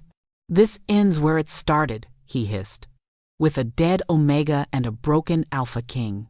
Time seemed to slow. I saw his finger tighten on the trigger, saw the bolt begin to release, saw Gerard's wolf form leap from across the amphitheater, impossibly fast, impossibly determined. The bolt flew. Gerard's body intercepted it. The silver tip buried itself in his shoulder inches from his heart, but not fatal. He crashed into Stuart, his weight and momentum carrying them both over the edge of the stage. "Gerard!" I screamed, but he was already shifting back, pinning Stuart beneath him despite the bolt in his shoulder. His eyes met mine across the distance. "I'm okay. Are you?" "I'm okay." Around us, the battle was ending. The conspirators who hadn't been captured were fleeing, but Peter's trackers were pursuing. The ones who'd surrendered were being secured by guards. Stuart struggled beneath Gerard's weight. "This isn't over. You can't change what we are. Warriors will always rule. Omegas will always." "Be silent," Gerard commanded, and his alpha authority forced Stuart's mouth closed. Healers swarmed the amphitheater, tending to the wounded. Remarkably, there were no deaths. Injuries, yes, some serious, but no one had been killed. We'd won without becoming the thing we were fighting against. Tomas appeared at the stage, remarkably composed for someone who'd just witnessed a battle. "The remaining conspirators are being rounded up. We've identified 37 wolves involved in the attack, all in custody or pursuit." "And civilian casualties?" I asked. "Minor injuries only," he reported. "Your direction to secure the vulnerable first saved lives." Celine approached, supporting her father, who walked with his hands bound. Harold's expression was bitter defeat, mixed with something that might have been pride. "You fought well," he told his daughter quietly. "I learned from the best," she replied, then chose to be better. Gerard pulled the crossbow bolt from his shoulder with a grimace, waving off healers who tried to help. He walked to me, bloody but unbowed. "That was the stupidest, bravest thing I've ever seen," he said. "I learned from you," I replied, echoing Celine's words. He pulled me into his arms, careful of his wounded shoulder. "We did it. We actually did it. We did it together," I corrected. Around us, the pack was gathering. Not in hostile factions anymore, but as one unit. Warriors and Omegas working side by side to help the wounded secure the prisoners, restore order. It wasn't perfect. It wasn't without cost. But it was real. And it was just the beginning. Chapter 10. The Voice That Remains. 3 months after the battle at the amphitheater, I woke to sunlight streaming through windows that were finally mine. Not servants' quarters. Not a borrowed room. My own space in the residential wing. Decorated simply but comfortably. A reminder that I belonged here not because of the mate bond, but because I'd earned my place. Gerard was already awake, sitting by the window reading reports. His shoulder had healed completely, leaving only a thin scar that he wore without shame. A reminder of the cost of change. "Council meeting in 2 hours," he said without looking up. "Lester wants to propose expanding combat training to include Omegas. Says he's tired of watching wolves who can strategize brilliantly get dismissed because they can't fight." I smiled. 3 months ago, Lester would have laughed at the idea. Now, he was championing it. "And Celine sent word that the new security protocols are working," Gerard continued. "No corruption flags in the past month. Financial audits are clean. Border patrols report improved morale." "Almost sounds like things are working," I said. "Don't jinx it." But he was smiling. The past 3 months had been exhausting. Trials for the conspirators, 37 in total, had taken weeks. Some received prison sentences. Others, like Christie, Abel, and Young, received reduced sentences and rehabilitation assignments after cooperating fully. Stewart, Harold, and Nelson faced the harshest judgment. Life sentences in the same servant positions they'd condemned me to, but under constant supervision. Every day, they cleaned floors they once walked across. Every day, they remembered what they'd lost. Gerard had offered them one mercy: the chance to speak again if they showed genuine remorse and reform. So far, none had taken it. "How do you feel about today?" Gerard asked, finally looking at me. Today, the official ceremony where the new pack structure would be formally ratified, where the changes we'd fought for would become permanent law. Terrified, I admitted. What if it doesn't work long term? What if we've just created different problems? Then we'll solve those too, he said simply. Together. That word had become our anchor. Together. The ceremony was held in the Grand Hall where everything had started 3 months ago. But the space had been transformed. The raised dais, where the Alpha King once sat alone, was gone, replaced by a circular council table, 13 seats representing different aspects of pack life: warriors, omegas, merchants, healers, teachers, border guards, elders, servants, farmers, craftsmen, scholars, parents, and the Alpha King himself. No seat higher than another, no voice more important than the rest. The hall filled with pack members from every rank, but unlike the wedding day, there was no separation by status. Warriors sat next to omegas, merchants beside servants, mingling freely. Tomas called the gathering to order. His elderly face creased with pride. We gathered to witness history. The formal adoption of our new governance structure, the Circle Council, where all voices hold equal weight. He gestured to the 13 wolves taking their seats. Lester, representing warriors. Cassandra, for omegas. Celine, for security. Peter, for border protection. Representatives I'd worked with over the past months, each chosen by their communities rather than appointed by authority. Gerard took the Alpha King seat not at the head, because there was no head to a circle. "This system isn't perfect," Gerard addressed the crowd. "It will have flaws, will make mistakes, but it's built on a foundation our old system lacked: accountability, transparency, and the belief that wisdom can come from anywhere." He looked at me where I stood to the side. "I've been asked why I'm not appointing my mate to a council seat." "She certainly has the intelligence and experience," the crowd murmured, some curious, others approving my absence. "The answer is simple," Gerard continued. "Elisa doesn't want formal power. She wants something more important: the freedom to speak truth without the weight of official position. To advocate for those without voices, without being constrained by political considerations." He stood. "Elisa Payne, would you join me?" I walked to the center of the circle, my heart pounding. "The council has voted unanimously to create a new position," Gerard said. "Pack advocate. Someone who can speak at any council meeting, investigate any concern, challenge any decision without needing approval or appointment. Someone who represents the pack's conscience." He held out a simple silver pendant, not a crown, not a badge of rank, just a symbol. "We want that person to be you," he said quietly. "If you'll accept." I stared at the pendant, at the 13 council members watching with hope and trust, at Gerard, whose eyes held nothing but love and respect. 3 months ago, I'd been invisible, powerless, voiceless. Now I was being asked to be the voice for an entire pack. "I accept," I said. "On one condition." Gerard raised an eyebrow. "What condition?" "That this position includes regular visits to every part of pack territory," I said. "I won't advocate from comfort while others suffer in silence.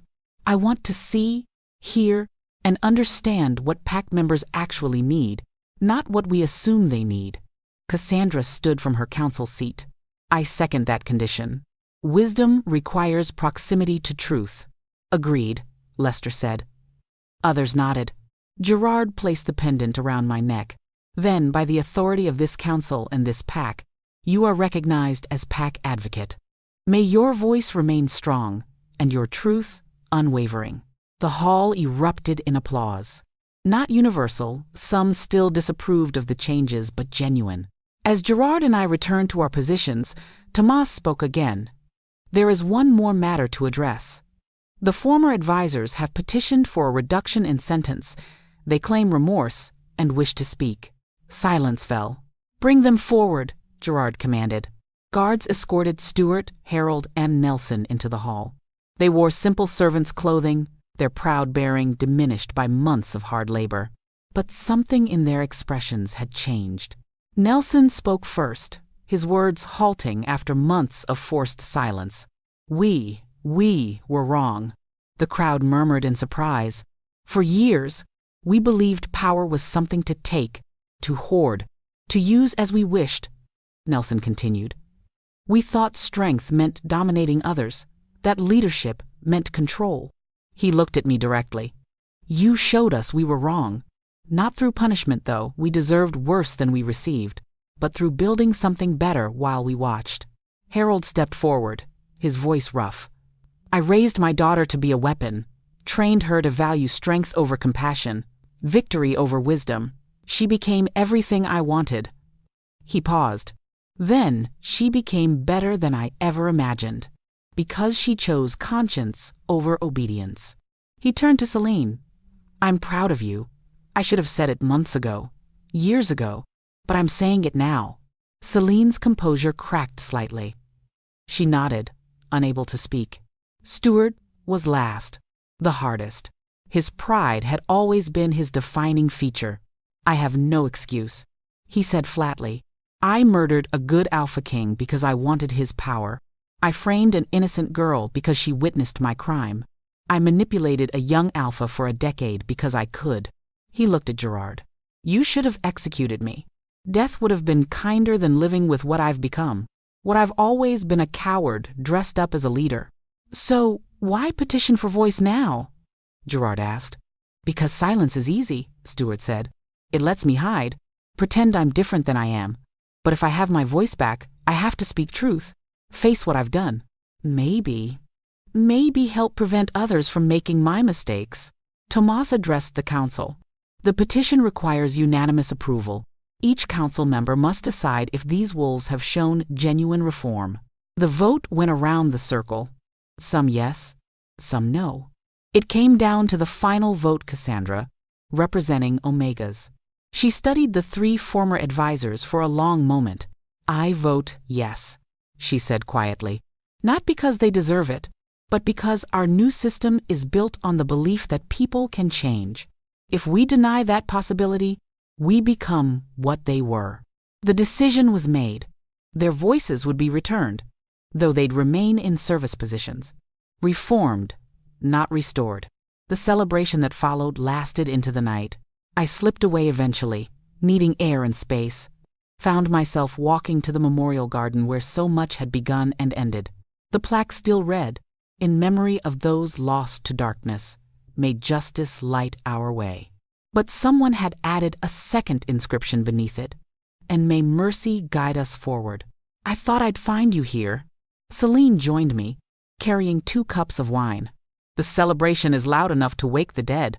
Figured you needed escape. I accepted the wine gratefully. How are you feeling? About your father? She was quiet for a moment. Complicated. He's still the man who raised me to be a weapon, but he's also the man who admitted he was wrong. I don't have to forgive him completely to acknowledge he's trying to change. That's wise, I said. I learned from the best. She smiled. Seriously, though you did this, you rebuilt a pack that was broken. Gave people hope that change was possible. We did this, I corrected. You, Gerard, Cassandra, Lester, Tomas. Everyone who chose truth over tradition. We sat in comfortable silence, watching the stars emerge. What happens now? Celine asked. We've won, defeated the conspiracy, established new systems. What's the next challenge? I laughed softly. Making it last. Teaching the next generation. proving that this wasn't just a moment, but a movement. That's the real work. Sounds exhausting. Probably, I agreed, but also worth it. Gerard found us an hour later. The council sent me to retrieve you. Apparently, the pack advocate is required at celebrations. I don't remember that being in the job description, I said. I may have added it just now. He offered his hand. Dance with me. I let him pull me up. I don't know how to dance. Neither do I. We'll figure it out, together. We walked back to the grand hall where music and laughter spilled into the night. Not perfect, not without lingering tensions and disagreements, but alive with possibility. As we joined the celebration, I thought about the girl I'd been 10 years ago. 19, naive, certain the world made sense.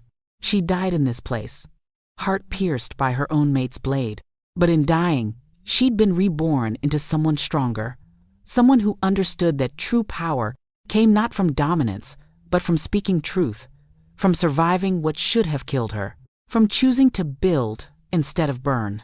I'd spent 10 years silent, gathering pieces of a puzzle that revealed corruption and conspiracy. I'd spoken one word that shattered a kingdom built on lies. But the real work hadn't been the speaking. It had been everything that came after. The slow, difficult, messy work of building something better. Of proving that change wasn't just possible, but sustainable. And I'd keep speaking. Every day. For as long as my voice lasted. For the children who needed someone to advocate for their education. For the Omegas who deserved recognition for their contributions. For the warriors learning that strength included admitting vulnerability. For everyone who'd ever been told they didn't matter, didn't have value, didn't deserve to be heard. My voice was their voice now, and I'd never be silent again. Epilogue, 1 year later. The first anniversary of the Circle Council was marked with a different kind of celebration. Not grand ceremonies, but community gatherings throughout pack territory. I spent the morning in the eastern villages, listening to concerns about irrigation and crop rotation, the afternoon in border settlements, hearing from guards about security improvements, evening in the central square, where children performed a play about the trial of truth, their version featuring more humor and fewer attempted murders than reality. Gerard found me after the performance, laughing at how they'd portrayed him as a bumbling king who couldn't recognize his own mate. Historically accurate, I teased. I was under a spell, he protested. Still counts. We walked home through streets that had transformed over the past year. Small changes, mostly. Omega-owned businesses that hadn't existed before. Mixed-rank families living in neighborhoods that used to be segregated. Children of different backgrounds playing together without understanding what a revolution that represented. Cassandra's pregnant, Gerard mentioned. She and her mate are terrified and thrilled in equal measure. I'll visit tomorrow, I said. Make sure she knows she has support. You can't solve everyone's problems personally, you know. I can try. He pulled me close. This is why I love you. This stubborn determination to make everything better for everyone. Someone has to. And I'm grateful it's you. We reached our quarters, still separate, by my choice. The bond was strong, our relationship solid. But I valued having space that was mine alone. Gerard understood. He always understood. The council voted today, he said. Unanimous decision to expand the advocate program. They want regional advocates who can cover territory you can't reach alone. Relief flooded through me. I'd been trying to be everywhere, help everyone, and slowly realizing one person couldn't sustain it. Who did they choose? Christy, for one, he said. She's spent the past year working with rehabilitation programs, knows firsthand how people can change. Abel will handle merchant disputes. Apparently being a merchant's son gave him insights we need. Young is being trained for border advocacy. The 3 wolves who tried to kill us were now being entrusted with positions of responsibility. Because people could change. Because second chances mattered. There's something else, Gerard said, his tone shifting. Your mother's family reached out, distant cousins who survived the old purges by hiding their Omega bloodline. They want to meet you. My breath caught. I'd thought I had no family left. They've been watching from neutral territory, he continued, waiting to see if the changes were real. They're ready to come home now. When? Next week, if you're ready? Family. Not the pack that had tried to kill me and failed, but actual blood relatives who shared my history, my gifts, my understanding of what it meant to be Omega in a world that hadn't valued us. I'm ready, I said. That night, I stood on our balcony watching the twin moons rise. Gerard joined me, wrapping a blanket around my shoulders against the evening chill. Do you ever regret it? He asked quietly. Coming back? You could have stayed dead, found peace. Instead, you came back to pain and struggle and endless work. I thought about it honestly. The decade of silence. The battle to be heard. The constant fight to prove that change was possible. No, I said finally. Because look what we built. Look at children playing together regardless of rank. Look at Christy advocating for rehabilitation instead of revenge. Look at Lester training Omegas in combat because he finally understands that everyone deserves to defend themselves. I turned to face him. The goddess gave me a choice, peace or purpose. I chose purpose, and I'd choose it again, every time. He kissed me softly. I don't deserve you. Probably not, I agreed with a smile. But you're trying to earn it. That's what matters. Somewhere in the distance, a wolf howled. Not in challenge or warning, but in simple joy. Others answered, creating a chorus that echoed across pack territory. The sound of a pack healing, growing, becoming something better than it had been. My voice had started it, but it would take all of us to finish it. Together. Always together. So there you have it. A story about a girl who died, came back, and spent 10 years preparing to speak one word that changed everything. But here's what I'm curious about. If you had 10 years to prepare one message, one truth that needed to be spoken, what would you say? And who would you say it to? Drop your answer in the comments. I genuinely want to know. And if this story moved you, challenged you, or made you think differently about power and voice, show some love with a like. It helps more people find stories like this. Thanks for listening. See you in the next one.